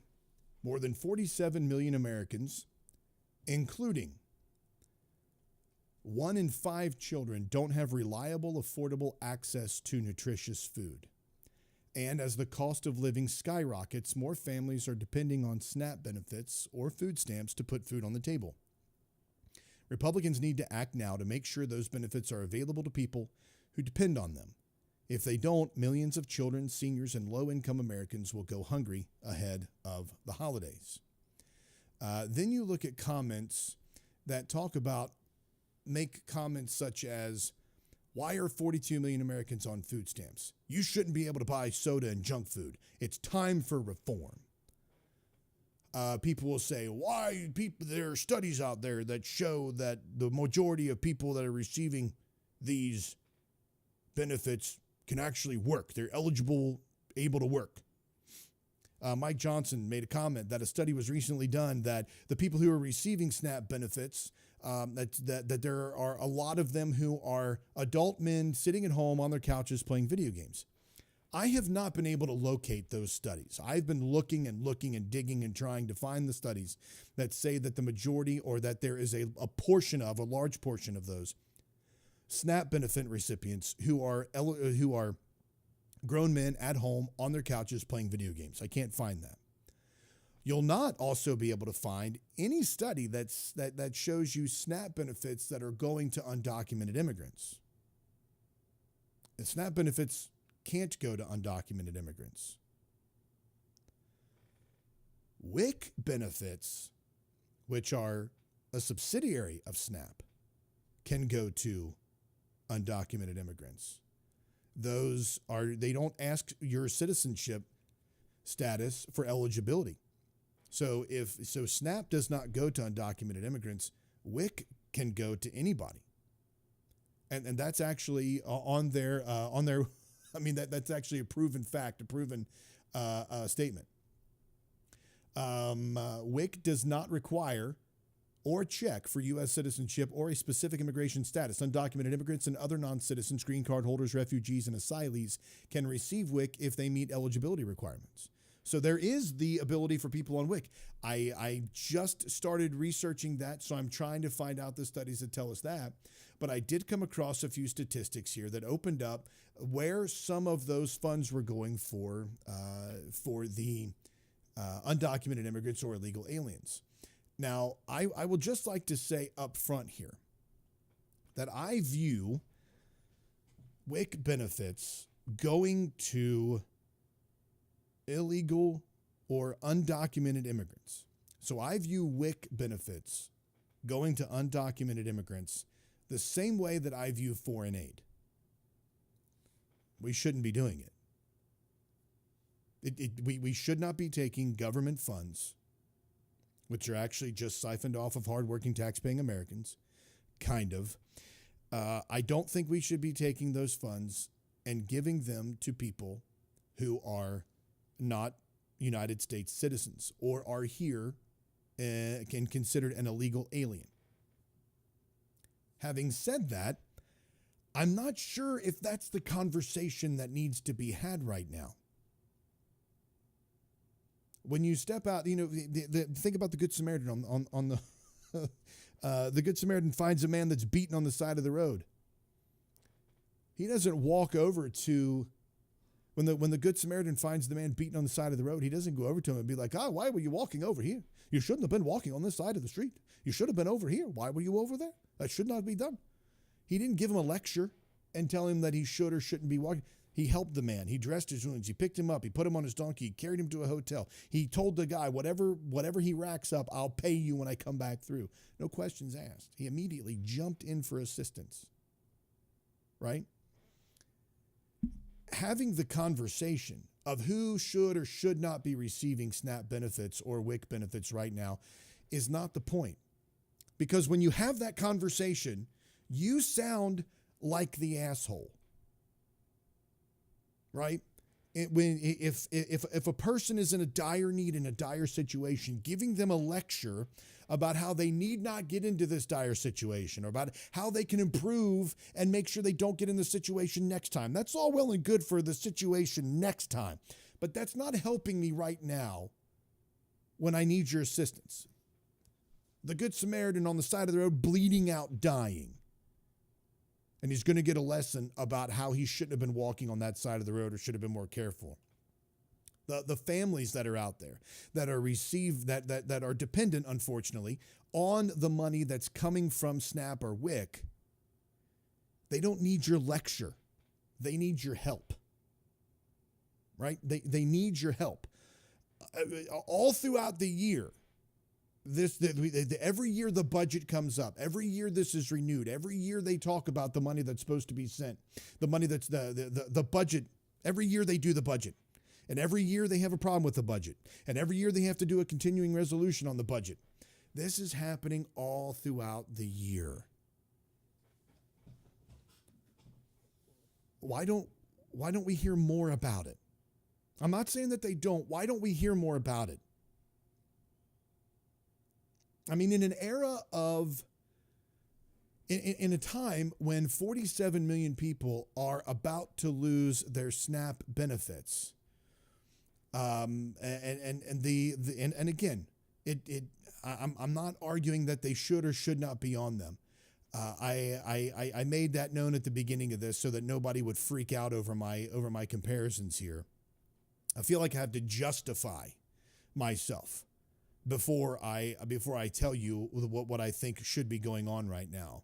I have to tell you, it's like, this whole situation with flag burning. It's like, I have to get out there and tell everybody, I don't think it's right for somebody to burn a flag. I just think it's somebody's expression of free speech. I don't want to burn a flag myself. I find it highly disrespectful. I don't like when people do it. I feel like I have to justify myself in talking about that when in actuality, it reminds me of President Trump when everybody was asking him last election cycle, do you denounce white supremacy? I just did. I have denounced it. Why do I have to denounce it every time it comes up? Why does the conversation have to go full stop for me to answer that same question when I've answered it 100 times already? So we're at this situation where we're viewing SNAP benefits at a time when 47 million Americans, and a lot of them are children, as Barack Obama's tweet educated us a moment ago. He says here, 47 million Americans, including 1 in 5 children, don't have reliable, affordable access to nutritious food. Okay. And you have the people that make the comments, well, you shouldn't be able to buy soda. You shouldn't be able to buy this. You shouldn't be able to buy sugar, whatever. All right? That's beside the point right now. At a time when we're facing that kind of danger, where children are about to lose access to food. Our president finds it appropriate to post pictures of the refurbished Lincoln bathroom in the White House. Highly polished statutory marble, which was used back with Lincoln. I mean, look at this opulence here. Gold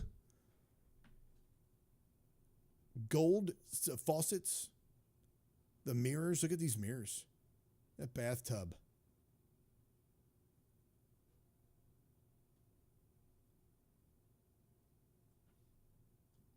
Let me see if I can get a better shot of this here.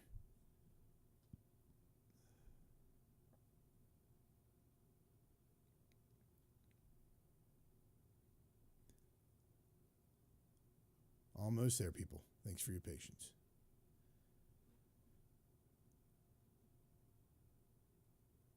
Look at all this opulence.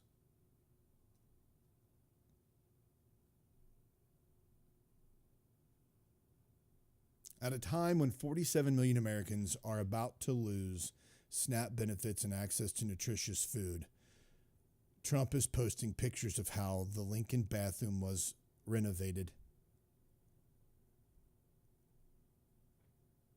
He starts an operation or excavation and destruction of the White House, which honestly, if he does a remodeling project on that, I don't see why people are losing their ever-loving minds over it.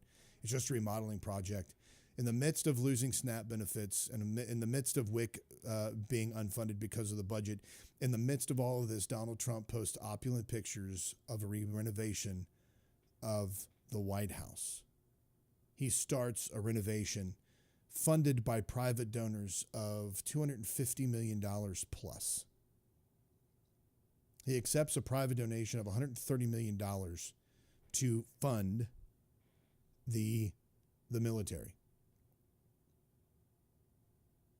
And I say all this because people will laud this. They will applaud and talk about how awesome the Lincoln bathroom works, and they'll talk about how awesome the White House is going to look with this big old huge ballroom added to it. And yet they will mock, make fun of, and lecture people who legitimately need assistance. How they got there doesn't matter. Let's help them. And then throughout the year, maybe spend a little bit more time, as we claim to be a Christian nation, spend a little bit more time trying to help them get out of their situation. Why don't we spend a little bit more time, less time focused on tear gassing neighborhoods for ICE to arrest one undocumented immigrant,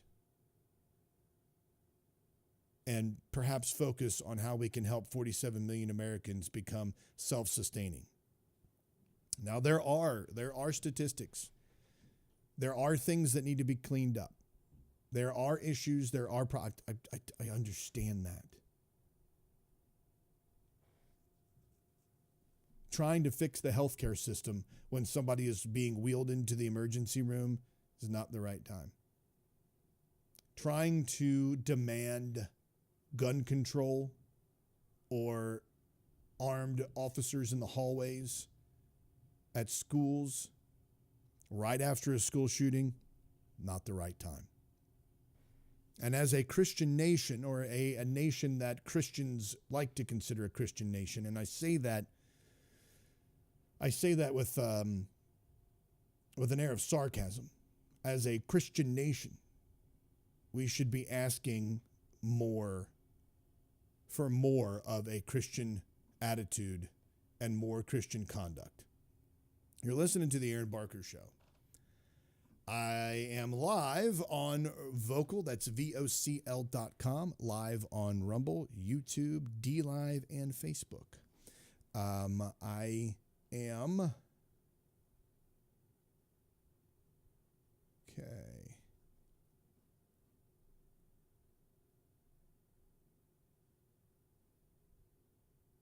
That's so weird, by the way. when I go live on Vocal, I'm just gonna tell you all this because I when I go live on Vocal, like right now, it's showing you. If I go to Vocal, it's showing me that I'm live. But over here on the live thing, it tells me that it's not started, which is very weird. But I'm like looking at it right now. I'm looking at myself looking back and forth like an idiot. All right, so let's do this. Let's go to the comments. I saw that there were some comments made. I'm not ignoring you. I was just trying to, for some reason today, a lot of this stuff has I've been having some unfortunate, I'm going to whine here for a minute. I'm having an unfortunate issue with some of my tech stuff again this week. I'm just going to have to take time and just figure it all out. But you all don't need to know about any of that right now. You all don't care about any of that right now. What you all care about is what I'm saying and the conversation that we can have with one another. So let's pull up the comments that are over here in, if I can find them. Where did they go?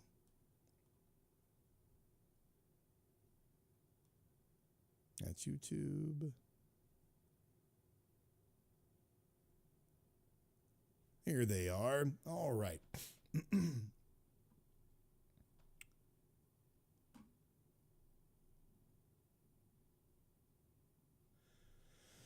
Okay.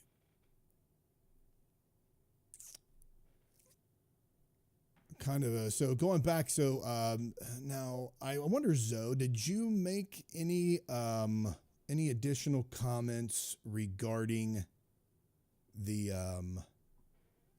excuse me. Did you make any additional comments regarding Vance and his and how you agreed with him? Because I was just trying to figure out what exactly on Vance that you agreed with.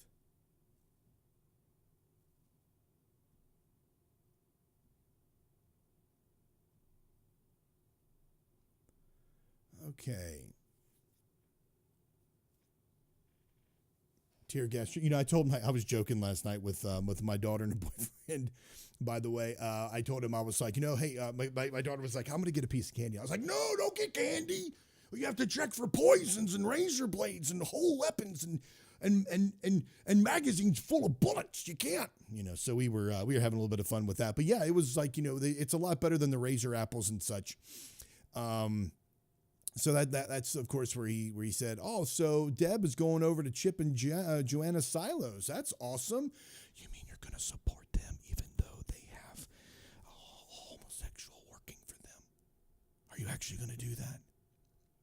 I don't know if that's proper, Deb.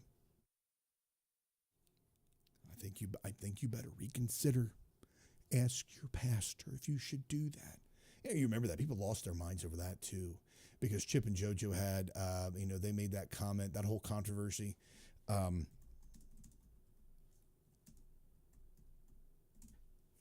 Some conservative Christian fans lost their mind because they included the same-sex couple on their show Back to the Frontier. But Chip Gaines defended the decision by encouraging dialogue, while some viewers expressed disappointment seeing the inclusion as a compromise of their Christian values. The couple stated that accusations of being anti-LGBTQ are false, with Joanna Gaines saying such claims are hurtful and far from who we really are.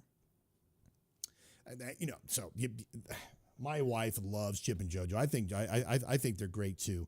And I enjoy watching them. My wife went to school for interior design. So when all those design shows started, when we first started dating, I watched all kinds of them.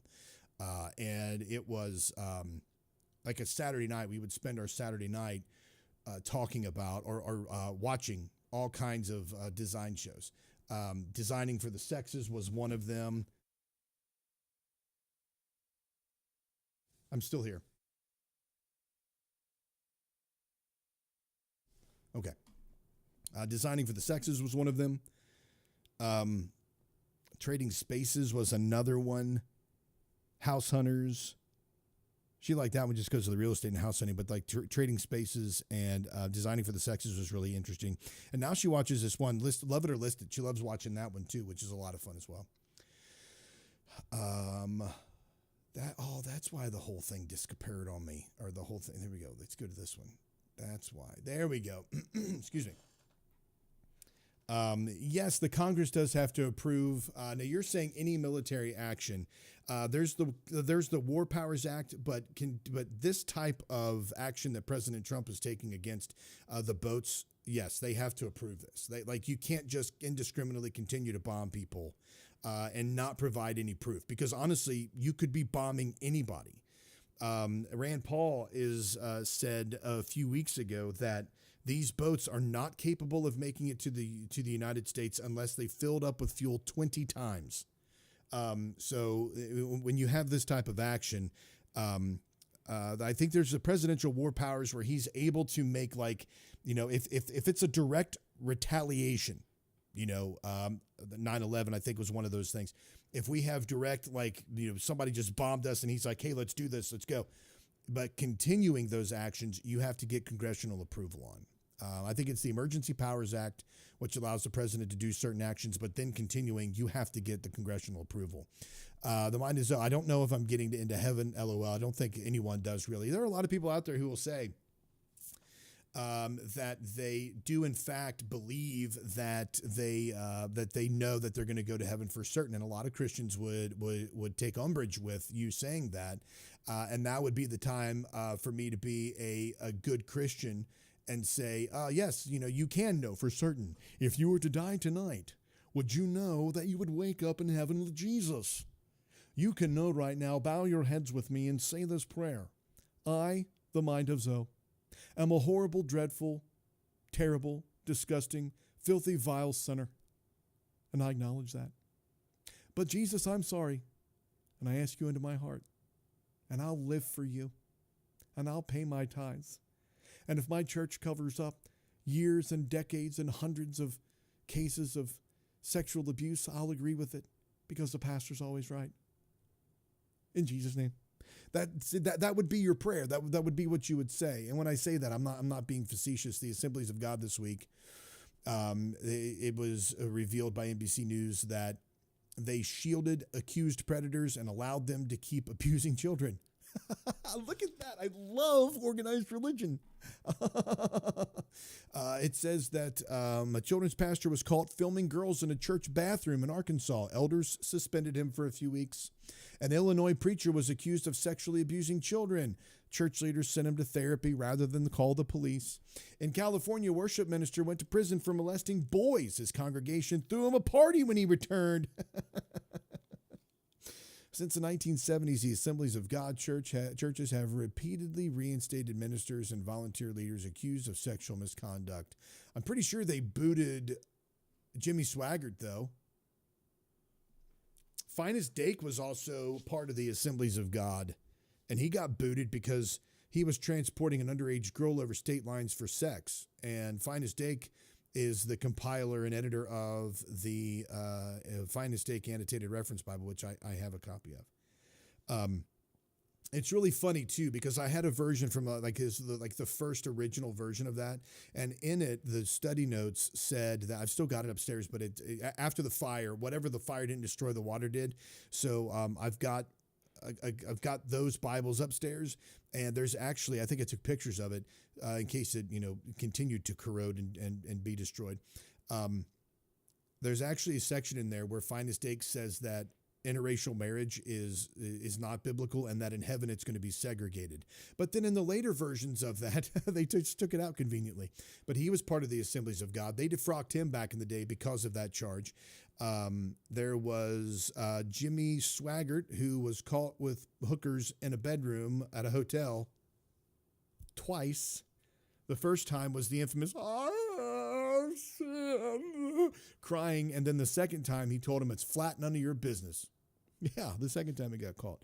But then, of course, because of God's blessings, he had a worldwide ministry. There was there was, those people, I'm not really quite sure if they're going to get into heaven either. So, my friend became an ordained minister when his dad was in the hospital, so he could visit him anytime. He's an atheist. You could become an atheist ordained minister. You could become a minister in the Church of the Flying Spaghetti Monster. You could become a Jedi Knight as well. Gifted, hey, welcome back. I didn't even see you in there, Gifted. Welcome back from the hospital. Glad you made it back. Glad everything went okay with the surgery.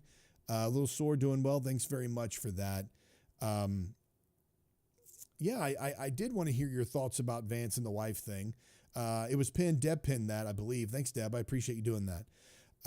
All right, but anyway, Gifted, thank you so much for letting us know, keeping us updated on being healthy there and making it through that surgery. Very glad that you did so, and very glad you made it out and everything's okay. And let's see. So he probably married his non-Christian wife in a time when he wasn't strong in his faith. He can't just divorce her now. Yeah, I agree with that. As a Christian husband, he has to try to convert her. He also can't just tell the world that she's going to hell. He has to walk a line as not to make his wife divorce him, but still try to get her on the right side, if that makes sense. Yeah, it does. I mean, like, yeah, I mean, obviously, we know what the end result is, right? We know what the end result is. And I just find it ironic that there are times when it seems like Vance and a lot of other people, and I'm sure I come off like that too here on the radio show and in person, I understand that. It seems like, actually, I try to be the same person as I am on the show as I am in real life.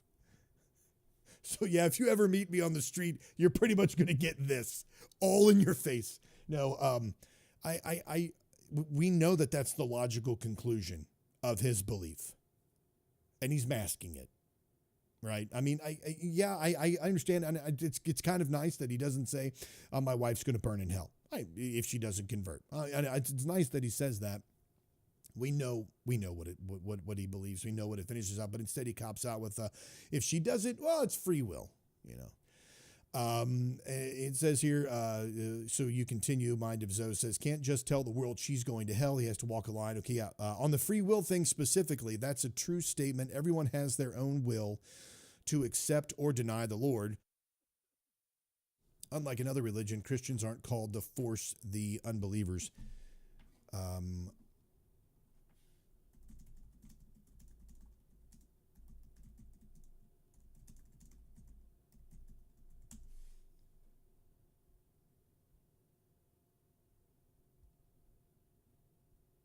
See.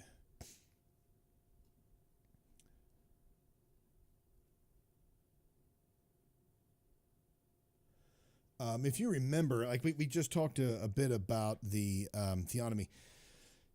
You do remember when Moses came off the mountain and everybody had melted their gold and made the golden calf.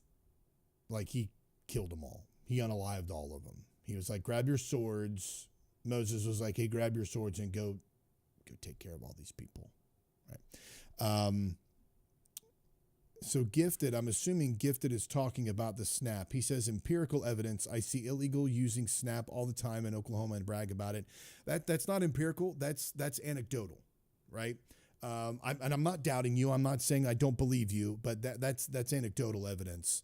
There's no way for us to know that they are illegals. We have no idea. That person could be lying. They could be making it up. What I would really like to find, and I did find some resources, and again, this is over and above the conversation about the SNAP benefits right now. I believe that there needs to be something done to help these, because overall they shouldn't be receiving the benefits from the government. They shouldn't be dependent on the government, right? And all of us have that. I believe that everybody in the show, as much as, you know, a lot of people in the comments hate my guts, and as well as some of the people in the comments in my socials hate my guts, we do agree on limited government. I don't think that the government should have this much power and this much sway over people, because what's happening is you're taking these 47 million Americans and they're being used as a pawn in this game. They're being used as a pawn by the Republicans. They're being used as a pawn by the Democrats. What they're doing is they are making these 47 million Americans who need assistance and turning them into bargaining chips. They're human beings. They're people, right? They deserve to be treated with respect. They deserve to be treated with grace. They deserve to be treated with love. These people are not bargaining chips. They're people.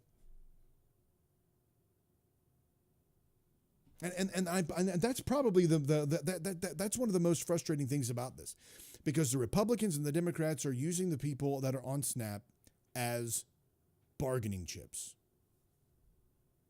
And they're saying, well, the Republicans don't want to, they hate poor people. And the Republicans are saying it's the Democrats' fault because they want blah, blah, and blah, blah, and all the, and it's like, look, man, can we just get something done? And I know, and I know that the issue, of course, that everybody's going to be talking about, and I say this as well, we're going to kick the can down the road because the problem is still going to be there when we do the budget next year. But the question right now is, how do we help the people now that are in need, and then actively work throughout the year to make sure that they're taken care of and to make sure that we can do something that's really going to benefit them and assist them. And I believe that once we get them taken care of, then the conversation about where is the money going, how is the money utilized, what is the audit of SNAP, what is the audit of WIC, and the states as well. Because the states can do what the states want to do, right? If the state has a program and that program in the state wants to handle or wants to take care of undocumented immigrants, man, go for it. If that's what the people in your state voted for, if that's what the people in your state want, go for it. But the federal government has no reason to be doing this. And just to throw this in there as well, the Republicans using the nuclear option on something like this is not necessary. Because the nuclear option changes the law, changes it changes the Senate rules completely going forward. That's why it's called the nuclear option, because it just, bam, going forward, all budgets only require 51 votes rather than the 60 in the Senate. The whole process of the way the process of the way the Congress and the Senate was set up was that when it gets to the Senate, it slows everything down naturally so that there's debate.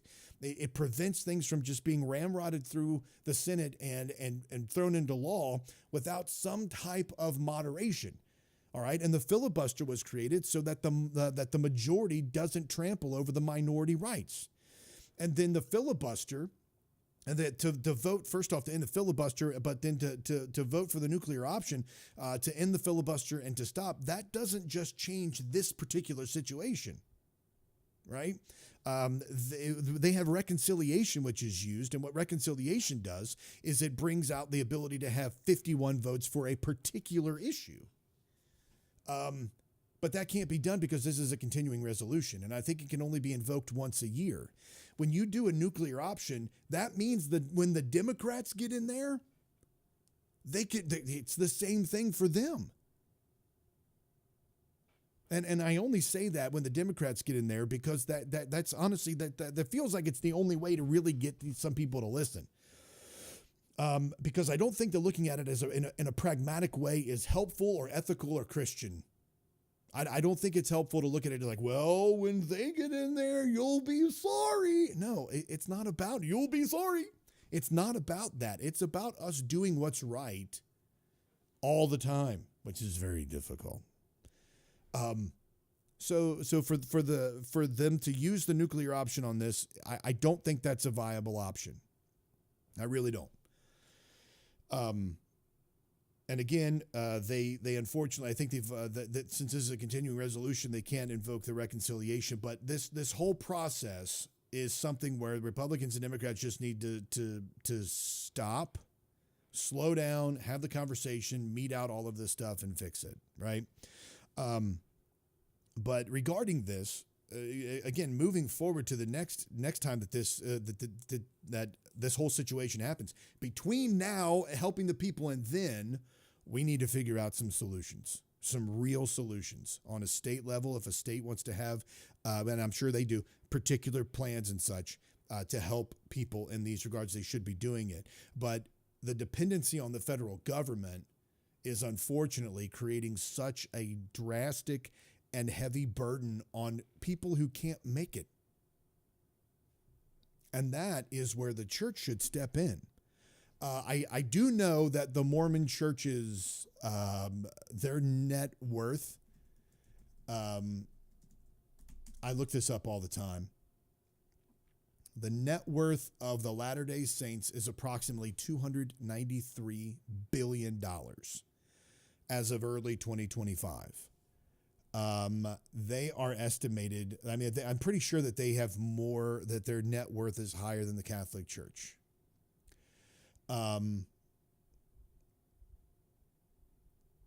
So the reason I bring the Mormon Church up, or the Latter-day Saints, there's a lot of accusations against them as well, you know, as far as like covering up sexual abuse and such, and all of that is horrible.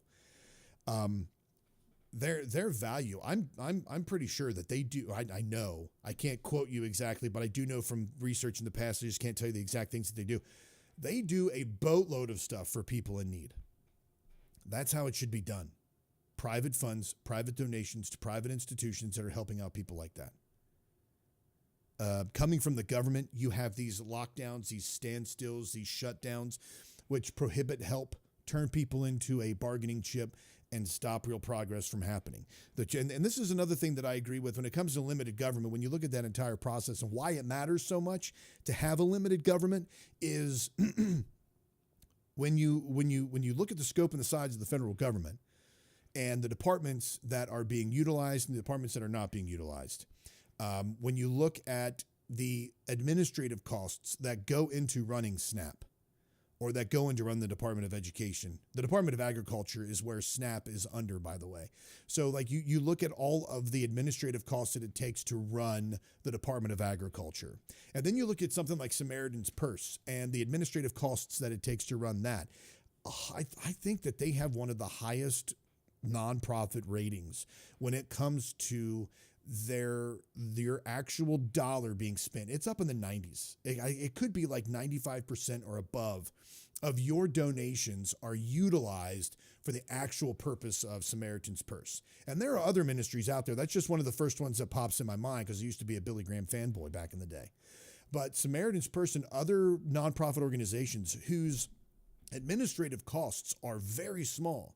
But then you look at the bloated federal government and you look at what the administrative costs are for the Department of Agriculture and what it takes just to run the Department of Agriculture, to have the buildings, to have the departments, the department heads, the managers, the workers, all of that is taken into account. So by the time that the money that's allocated for the Department of Agriculture actually gets down to SNAP, how much of that money is gone and siphoned off in administrative costs? So it's kind of like this. Imagine you have a GoFundMe account set up.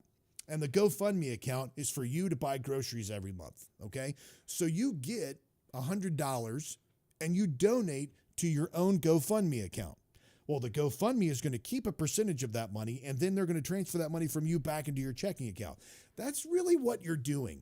When we see these government programs and our tax dollars are taken and given to the federal government, and the federal government allocates those tax funds, which it's a big mess in there. You really can't tell. But just for example purposes, when you take your money is taken from your taxes and given to the federal government. Then the federal government allocates that for SNAP, Department of Agriculture, all that stuff. It's like a GoFundMe account. By the time it actually gets to the recipient, you could have walked over to the person and given them the equivalent of whatever your tax dollars were, and 100% of that would have gone to that person. Or you could have walked over to a person, bought them a burger, and been like, hey, here you go. Or bought them a pound of beef or something, or bought them a fishing pole, blah, to go with the old adage. But essentially, you giving your money to the federal government for them to use for whatever those entitlement programs are is the same and equivalent of you funding yourself and your grocery, you're funding your grocery account through a GoFundMe or a GiveSendGo or something like that, because they're going to keep their fees. So having a limited federal government where a state or a community has their own food bank or has their own program to help the people in need in their community, I'd be given to that community more than I would be given to the federal government. And I do believe, and this is really my opinion, but Americans are typically the most, because I wrote a letter. I don't know where this is. I wrote it years ago. But I wrote a letter to the editor back when George W. Bush was president when George W. Bush was president. I wrote a letter to the editor of I think it was the Cincinnati Enquirer. And because there was a piece in there talking about how essentially the same stuff. How, the people believe in limited government. They don't want to, the people won't give if they were privatizing these type of organizations. And at the time, Americans, and I still do believe this is a fact. Somebody can Google it if they were, do an internet search and throw it in there for me if they want. But the majority of Americans are, what's the word I'm looking for? America is an extremely charitable country, and people are very charitable and they're very giving, and they would, even now in constraints, people are giving to organizations. And as much as I disagree with this, it's a prime example of the waste that happens, just because the waste happens in governments. It happens all over the place. A church that builds a new facility and it costs them tens of millions of dollars, and they're pulling more and more and more and more money, and the congregation steps up and they give more money and they give more money and they fund this project to build it, right? They're constrained. They're under the same issues of not being able to afford groceries or gas. They're having the same type of economic woes that we do, but they still find it in their wallets somehow to donate to the church for them to build that new addition. I don't really think that should be done right now. I think it's the same thing as, Trump doing the, building additions onto the White House in the middle of this economic issue that we're facing. But the American people are typically more charitable than others. And it is difficult because it already puts a constraint on you when you're paying so much in taxes and you're paying so much for groceries. It is difficult for you to find a means to give to others, but you would still do that. But if we had a limited government and we kept more of our own dollars and we kept it on a state level or a community level, more of those things would be done. And I believe they would be done more efficiently because there's also more accountability. If I could walk next door to my neighbor and the neighbor just happens to be overseeing whatever the food pantry is or whatever the community benefit is for people in need, and I think that there's waste, I could go next door and knock on the door and be like, look, well, what are you doing? Let's have a conversation. There's more accountability because you're closer to those people. So when you look at limited government, what you're doing is you're taking the power away from the federal government. You're cutting back all of the waste. You're cutting back all of the pork. You're giving the power back to the people. Let's see here. Let's go back to the comments section here. Where did I have that? There we go. They don't want to put their pet projects up for votes. They want big CRs that nobody will ever read so they can sneak BS into the budget. That's what, where is it right there? Yeah, there we go. There's Mind of Zoe. Gifted said, empirical evidence there. And again, Mind, whenever you have those, I mean, just like Gifted had said a moment ago, and I'm not trying to be disrespectful. I'm not trying to say I don't believe you guys. But I'm just simply saying that in this regard, that's anecdotal evidence, and because if I were to present the same thing, I would hope that you all would hold my feet to the fire as well. When I don't present anecdotal evidence. And if it is anecdotal evidence, just simply say, hey, what I have seen, I've got no scientific study about this or whatever. But maybe I'm just being too picky. But that's specifically, that's not empirical. That is anecdotal. Let's see. It's very sweet of you, Audrey. If I haven't said hi to you, Audrey, today, hi, Audrey. She always, Audrey is always, always makes me happy to see you in the comments. Not that the other guys don't, but it's just really nice to see you in the comments, Audrey. I appreciate it very much. Schumer and the Dems are the problem. They have a job, a budget. They can't do that. The Senate is the problem. They hate America. I think maybe comments like that could potentially be unhelpful. And I'm trying to think back, and you can call me out on this as well. So if there's like a time during the show that I've done that, please call me out. So I try to limit that kind of rhetoric. But I don't think it's all Schumer and the Dems, right? I believe that there is, on both sides of the aisle, plenty of blame that could be shared. The Mind of Zoe says, I love the opulence. Is Trump supposed to pretend the U.S. is not a great country? Oh, what happened there? What? No. I didn't mute you, did I? No. Okay. I thought there's these 3 dots and I was trying to scroll down, but no, I'm not asking for him to not pretend the U.S. is not the greatest country. But I don't equate opulence with being the greatest country. You know, I don't think what makes the greatest country having gold palaces or marble palaces and gold fixtures and gold toilets. I don't think that is what makes America great.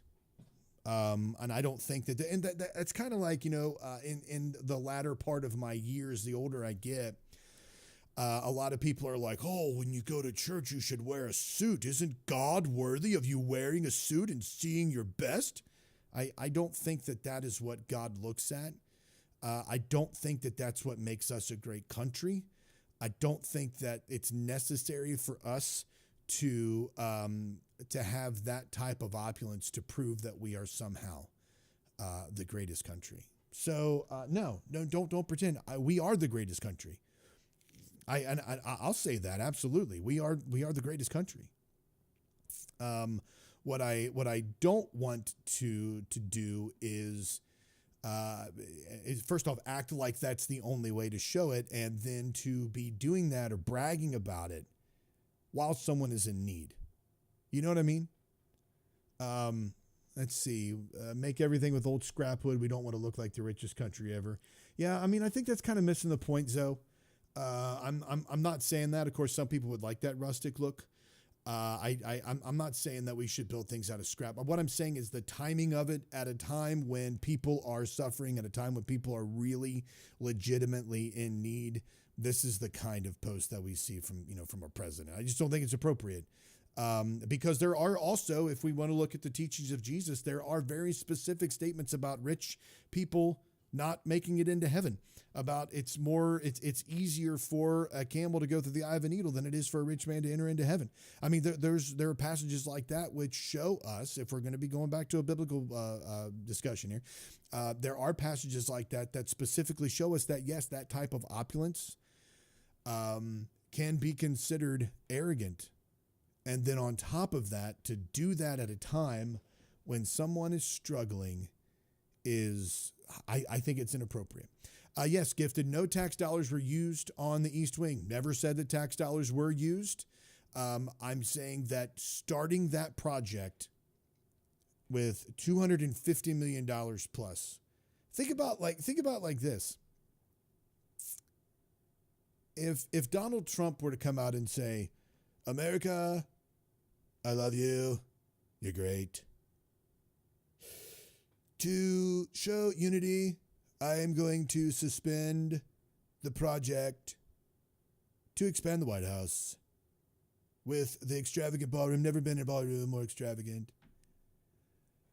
But I want to ask my private donors to donate to their local food banks to help those in need, because there are people in need. There really are people in need. I mean, think about if the president were to say that. Be like, look, in the midst of a government shutdown, in the midst of 47 million Americans facing food insecurity and lack of funding for it, I'm going to ask my donors that are going to donate for this to hold off. I'm going to ask them, I mean, even if it's 10% of what you were going to give for the ballroom, give to your local food bank.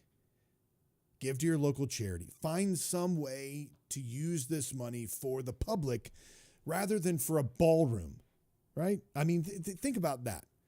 And just encourage people to be kind, loving, and gracious to others. You know, and I think that's part of the problem with rich people.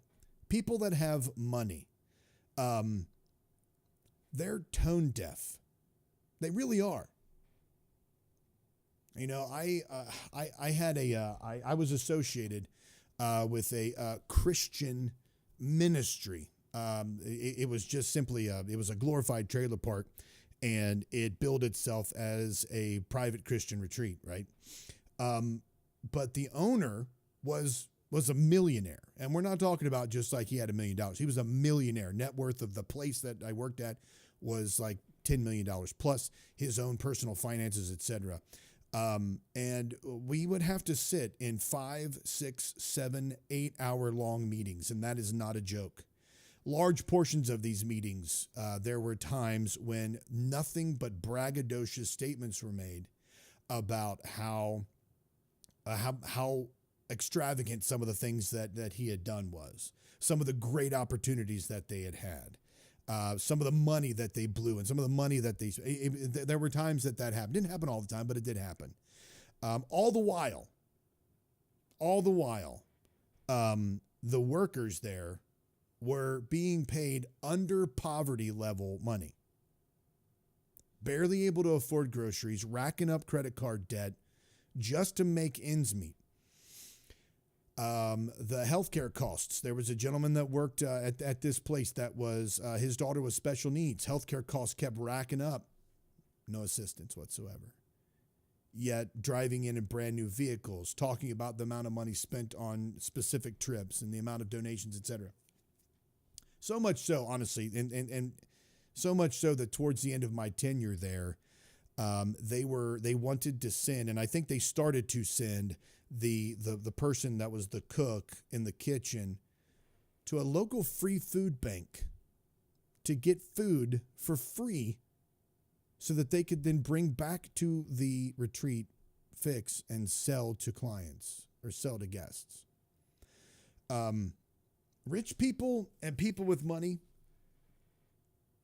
are tone deaf. They don't understand what it's like to be without. And if somebody was raised from rags to riches, if they came from a poor background and then they grew successful and they have all this money, that the American dream and all that stuff, a lot of times they forget where they came from. So they forget that a person that has a $250 a week grocery bill doesn't want to see them brag when they buy an airsoft gun that they paid $300 for, or a brand new electric vehicle that they paid $50,000 for, or brand new drones, or brand new buildings onto the side of a White House. It's tone deaf. And I don't think it's improper to call them out for that. You go to a funeral and talk about how grateful you are to be alive, how awesome your life is, how great your wife is, how great it is because you're going out with a picnic with your kids later that day while the deceased is lying in a coffin. You would probably tell that person it's not really the right time. Read the room, right? Same thing with this situation. Read the room, Trump. Read the room, donors. Read the room. That's all I'm asking you to do. Read the room. Okay? And they'll go back to selling their SNAP for drugs. Yeah. And all of that stuff here, by the way, they'll get their SNAP. They're not actually going to starve anyone, and they'll go back to selling their SNAP for drugs. Again, anecdotal evidence there. Is that happening? I'm sure it probably is, unfortunately, which is why there has to be reform. I am not against reform. I think there needs to be reform. This is considered a generational right fed by the government. They don't want to help out. They want to hand out. And again, gifted. Yes, there are people taking advantage of the system. I know that. And I'm not, and the conversation isn't really about because I think there's two conversations to be had here, right? There's two conversations that we're having here. The first conversation is people are going without right now. They were dependent on it. They're going without. All right. If you're dependent on someone, if somebody promises you something and somebody says, I'm going to give this to you, and then they pull the rug out from underneath you at the last minute, that's an asshole move. And if it's coming from the government in the form of benefits, you don't call somebody at the 0 hour and say, sorry, you're not going to get your benefits, even though you were promised those benefits. You're not going to be able to feed your kids because, because people are taking these and they're selling them for drugs. So, I mean, just because some people do use those for that doesn't take away from the fact that there is a mother who really needs it, right? But the two conversations to be had here are, one, help the people immediately that you promised you would help.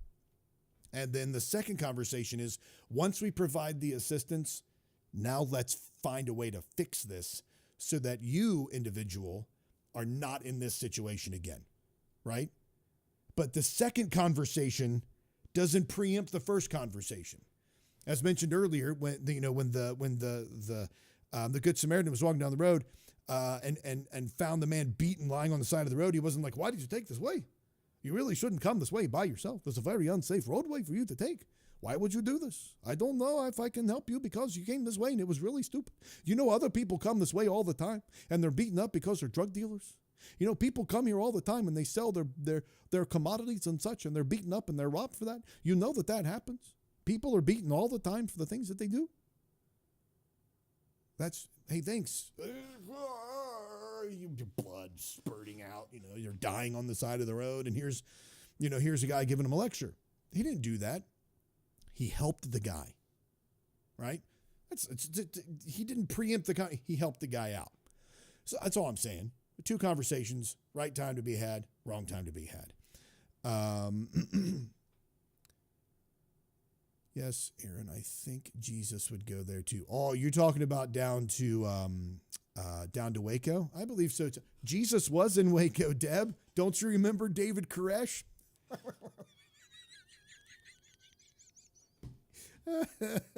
Hey, the FBI and the ATF were just doing their jobs. They were just doing their jobs in Waco. Did you go to Waco, Deb, and then come back already? Or did you go to Waco and you're at Waco? Were you coming back? I misunderstood the quote, misunderstood your comment. This one is, I am terrified of this next statement, Gifted. Since I am home, Aaron is on a 75-inch screen. Oh my gosh, this face. That's for you, Gifted. On your big 75-inch screen. He's scaring the animals and the dogs. You need to take a screenshot of that. Oh, hold on a second. Let me do this. Let me go back. Here. Hey. How's it going? You doing okay, Larry? What's that? Are you wearing pants, Larry? Oh my gosh. Put pants on, Larry. My word.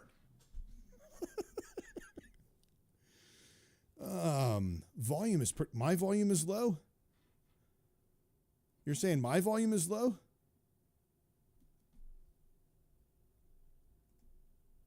Man, I'm blasted everywhere here. Like I'm like pegging it out on the thing here.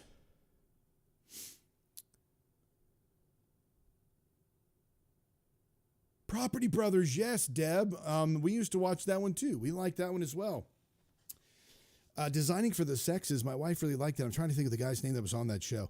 But it was like, she liked it because they took both feminine and masculine into account when they did their designs for a space.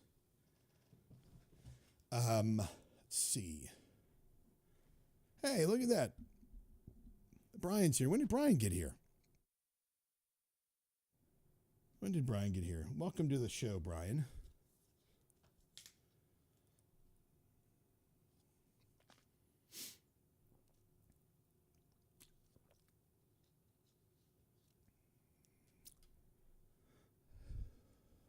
Okay. You don't steal my statement. You owe me a quarter, Brian. You owe me a quarter for that.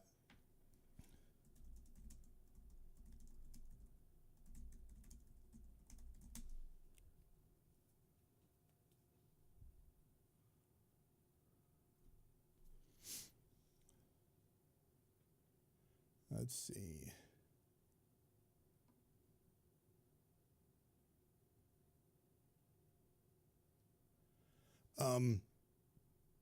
Let's see. I think if you have a personal relationship with Jesus, aka getting into the Word and discipleship, I feel comfortable you are going to heaven. Hey, there you go.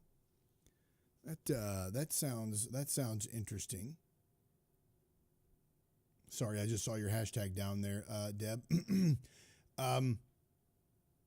Yeah, I mean there are a lot of differences here. I don't know if Brian was in the conversation here when I said it earlier. I don't know if he was. I don't think he was in here that early ago. No, I don't think he was in there a while ago. But I had made a comment that Donald Trump was worried he might not be going to heaven, and I was like, don't worry, we're all going to get there. And then the comment that I made regarding J.D. Vance, who didn't have the balls to say that his wife was going to burn in hell, I was like, don't worry, J.D., nobody is. Let's see. I think everyone in the chat agrees, but who is stopping the continued resolution? Yeah, the Democrats are the one that are voting for what they call a clean CR. They have demands in there for the ACA, but there could be negotiations on both sides. Just because that they disagree with what the Republicans are putting forth doesn't mean it's their fault. Why aren't the Republicans changing their opinions, or why aren't the Republicans changing their views on some of that stuff as well, to kind of give them some leeway, I think both sides are to blame, and a lot of people are talking about how the Democrats own this, but the politically, yes, but the problem that I'm having is people are being used as political pawns in this entire situation. Mind of Zoe, all the libs have to do is vote yes on the CR, and this wouldn't matter anymore. They will not vote on line items. That's the problem. We need a filibuster tool in the Senate. Yeah, we do need the filibuster tool in the Senate. Absolutely. That's necessary in the Senate. And that was actually not a part of the original Constitution. That was added later, and it was done so. And the removal of that, in a lot of ways, signifies a lack of concern for the minority party in there. It was used by the Democrats. Recently, it was used like back in 2011 or 13. I can't remember which one it was, when they used the nuclear option to force through judicial nominees, and then I think in the lower courts, and then the Republicans used it in like 2017 when they did the nuke option for 51 votes to confirm Supreme Court nominations. So that was one of those situations where the Democrats were like, oh crap, it happened to us too. Like, yeah, I mean, like, and they knew it was coming. Let's see. So has an Elon Musk Joe Rogan podcast on too loud as we travel, gang. So I have to leave chat and listen later. Love and hugs. Oh, okay, Deb. Sorry about that. I mean, why in the world would you be listening to Joe Rogan and Elon Musk over the musings of some fat guy out of Kentucky? Me, not me. Not anybody else in the chat. That's me. Catholic Church net worth is literally indefinite. They have so many priceless artifacts in the Vatican vaults. Yeah.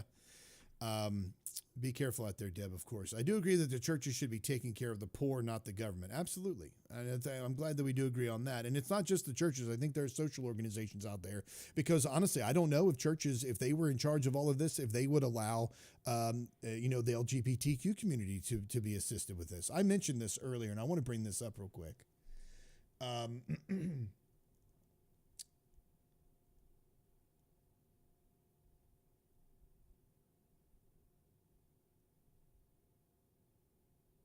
Oh, yeah. By the way, I found this story as well. Do you all remember a few years ago, I played this video where two police officers had gone into an apartment because a woman said that that somebody was watching her. Somebody's watching me. Anyway, she said somebody was what was the word she used? She called for voyeurism. But when they went there, excuse me, when they went there, two police officers showed up, and the woman was boiling a pot of water in the kitchen, and she got up to go get the pot of water. The cop, who was standing like 15 feet away from her, started screaming at her to put the pot of water down, and then shot her in the head. And it was ridiculous. It's a horrible video. But the guy, Sean Grayson, the woman's name was Sonia Massey.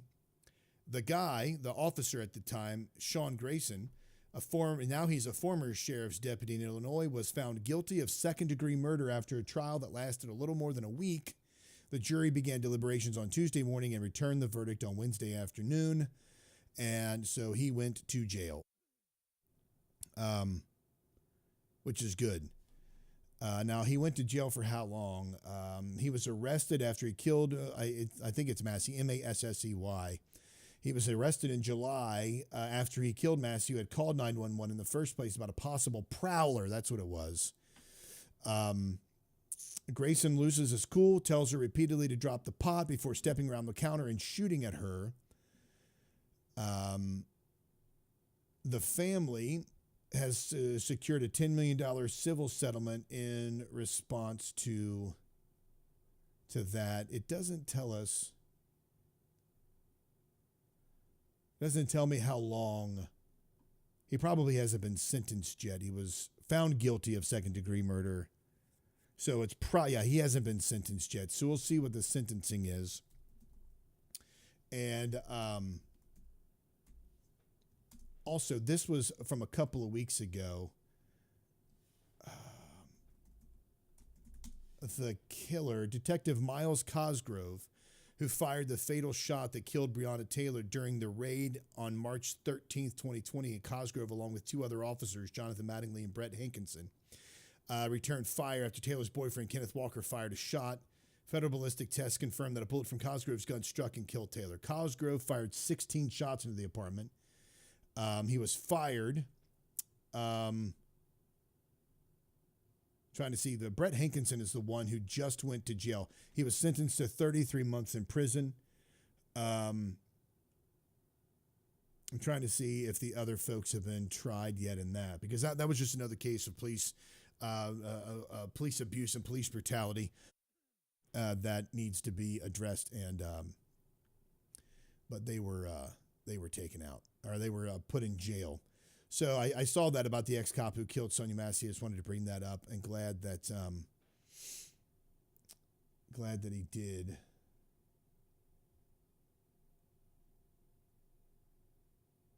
Trying to find this one. What was I looking for?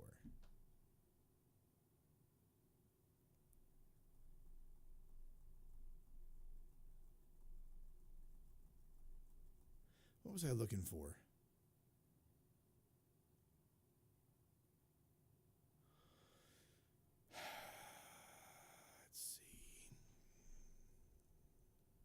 Brian says, yeah, I'll have to figure out. If somebody can remember what I was supposed to be looking for over there, let me know. But Brian says, we have one of the largest food banks in Western Kentucky, and we cannot get enough food for those in need. I wonder, why is that? And I'm being dead serious, Brian. Why do you think that is? Because I'm curious if it's donations that are down, or if it's the cost of groceries that have impacted donations. I'm just curious about that. Because I mean, it's terrible. The Catholic Church, mine is Catholic Church net worth is literally indefinite. LDS Gifted says LDS will not help families in Utah. Single parent households receive no help because they are sinners. I know single mothers who have been denied food for small children. That's terrible.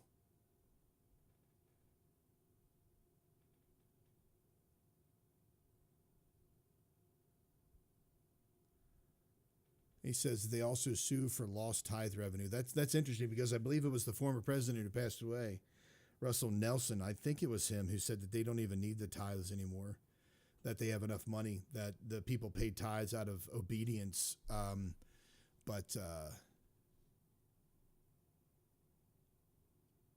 make CRs illegal. When the money I'm promised it should be given. Yeah, well, hey, look at that. Mind of Zoe agreed with me on something. That makes me happy, finally.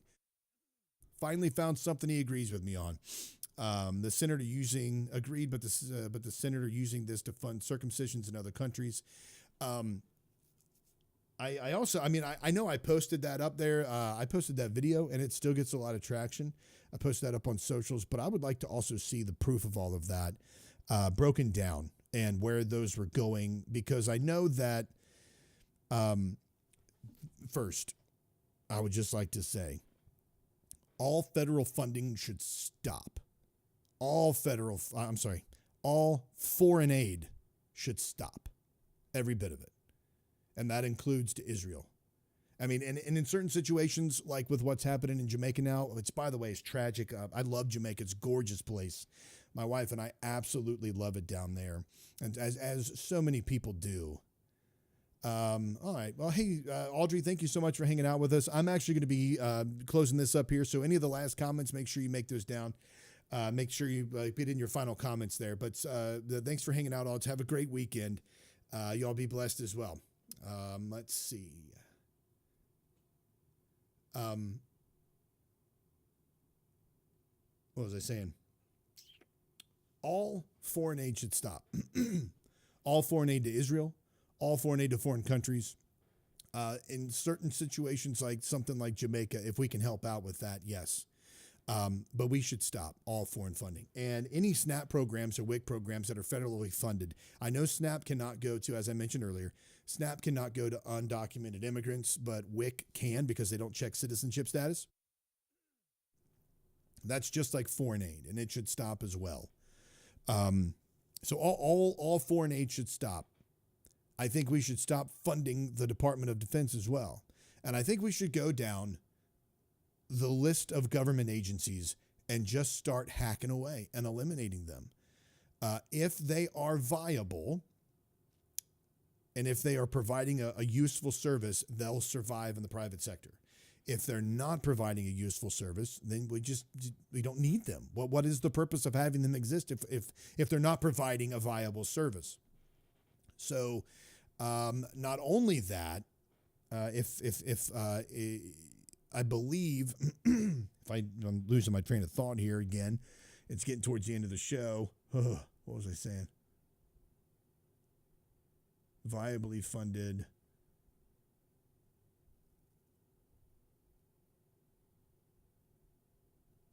What foreign aid do you think should aside from the exceptions, mind that I had?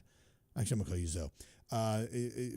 Minus the exceptions that I just made for, like, if they were horrible situations, natural disasters, et cetera, in other countries, what other reasons do you think we should continue that?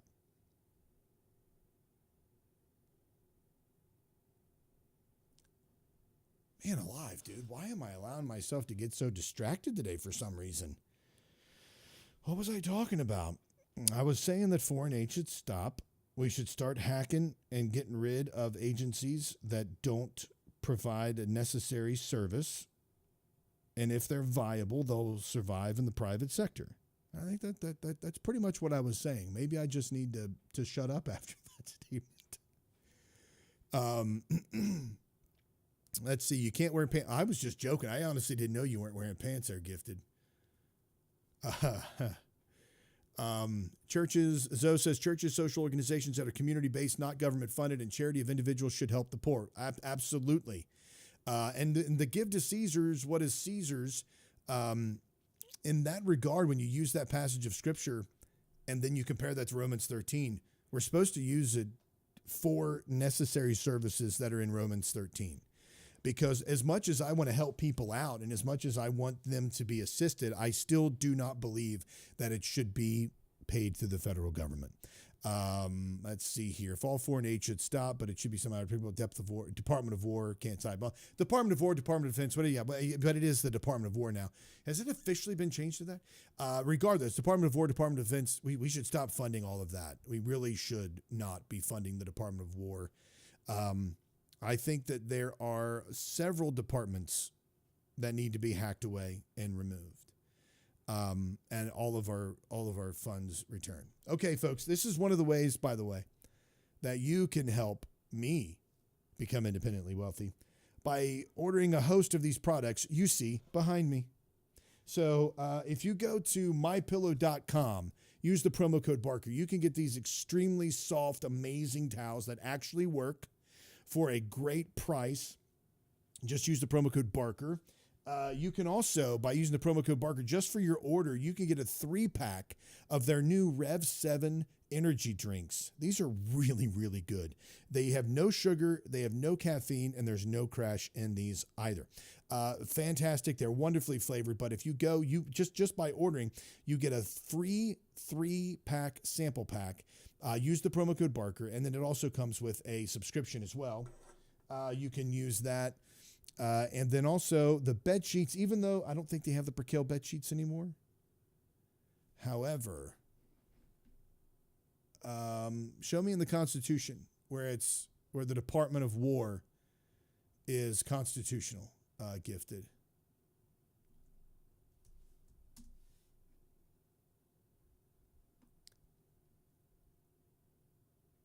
Go here real quick.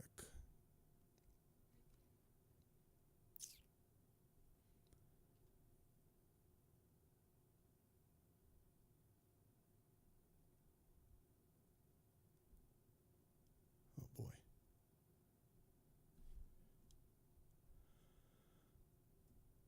You know, Brian, the OBS is pretty incredible, but there are some things about it that have been changed that I'm not super excited about. And a lot of those things have to do with the way that they allow you to frame certain windows and such that you bring in. And it's a little annoying in ways. So you know what? I'm just going to do this. No, wrong one. And then we're just going to go ahead and do that right there. We're going to take me, turn me off. There we go. All right. If you go to mypillow.com, free shipping on orders of $100 or more. You get, of course, $100 in free digital gifts, which are fantastic. You get the My Slipper sales. You get My Slipper sale. If you type in, this is the one as well, by the way. If you shop the coffee, you can get their coffee if you use the promo code Barker. What is that all about? I don't want you to fill my password there. Use the promo code Barker. Apply that. You're going to get their coffee, 50% off their coffee with a subscription. I use the dark roast coffee here, but you've got your coffee. You've also got your whole bean.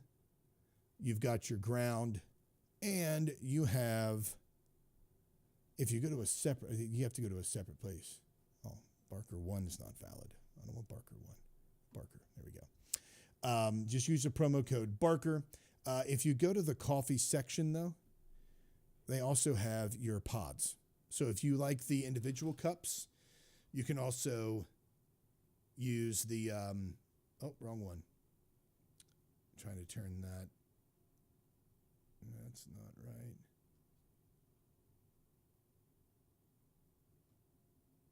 There we go. You can use the pods. You have also the light, medium, dark, or decaf. And if you get the pods, you get them for as low as $40. Now, pods are a little bit more expensive. Of course, if you go with that, there are 30 pods there. But the coffee, I have the subscription for the coffee in the bag. But go to mypillow.com, click on My Coffee, put in the promo code Barker, save 50% with a subscription. You can also get the fantastic pillows and also the wonderful sheets and towels that work there. And if you use the promo code Barker, it does help me out, which is much appreciated. All right, folks, I think that that's going to be it for me today.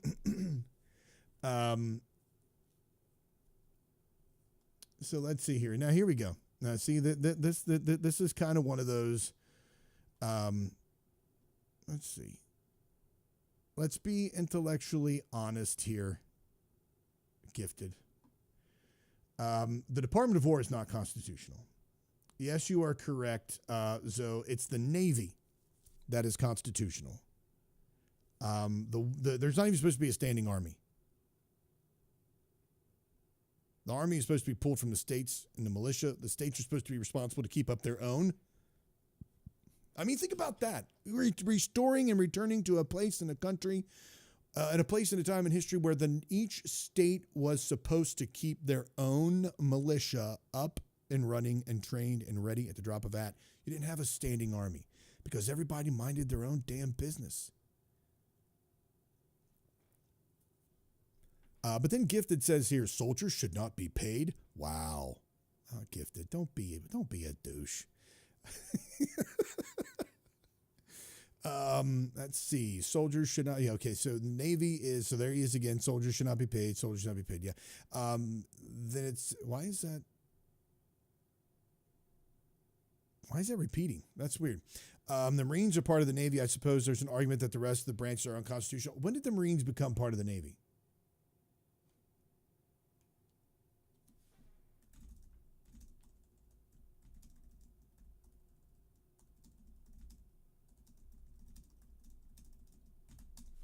That's interesting.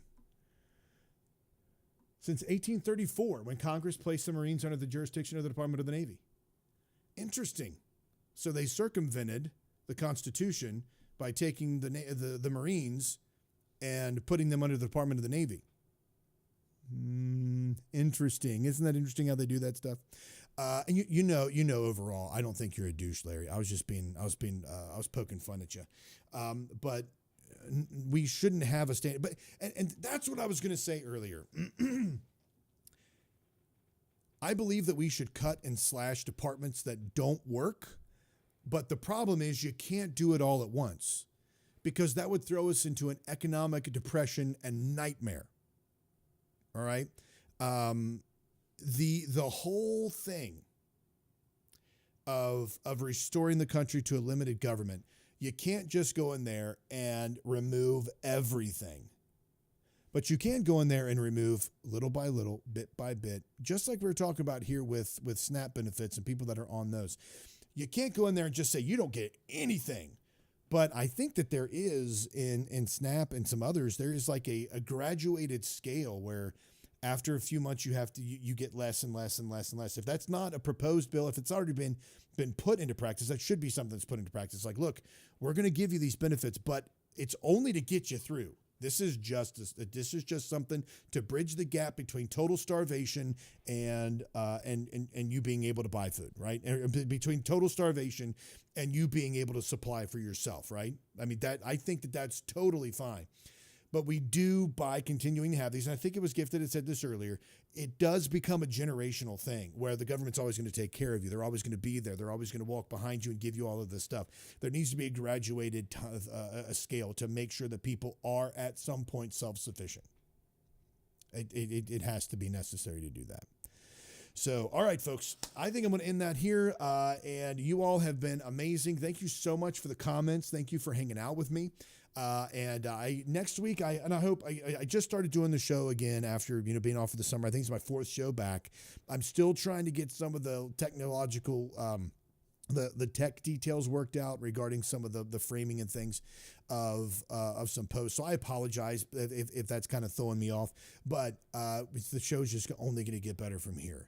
And your interaction and you being with me on this and supporting with me on this is so helpful.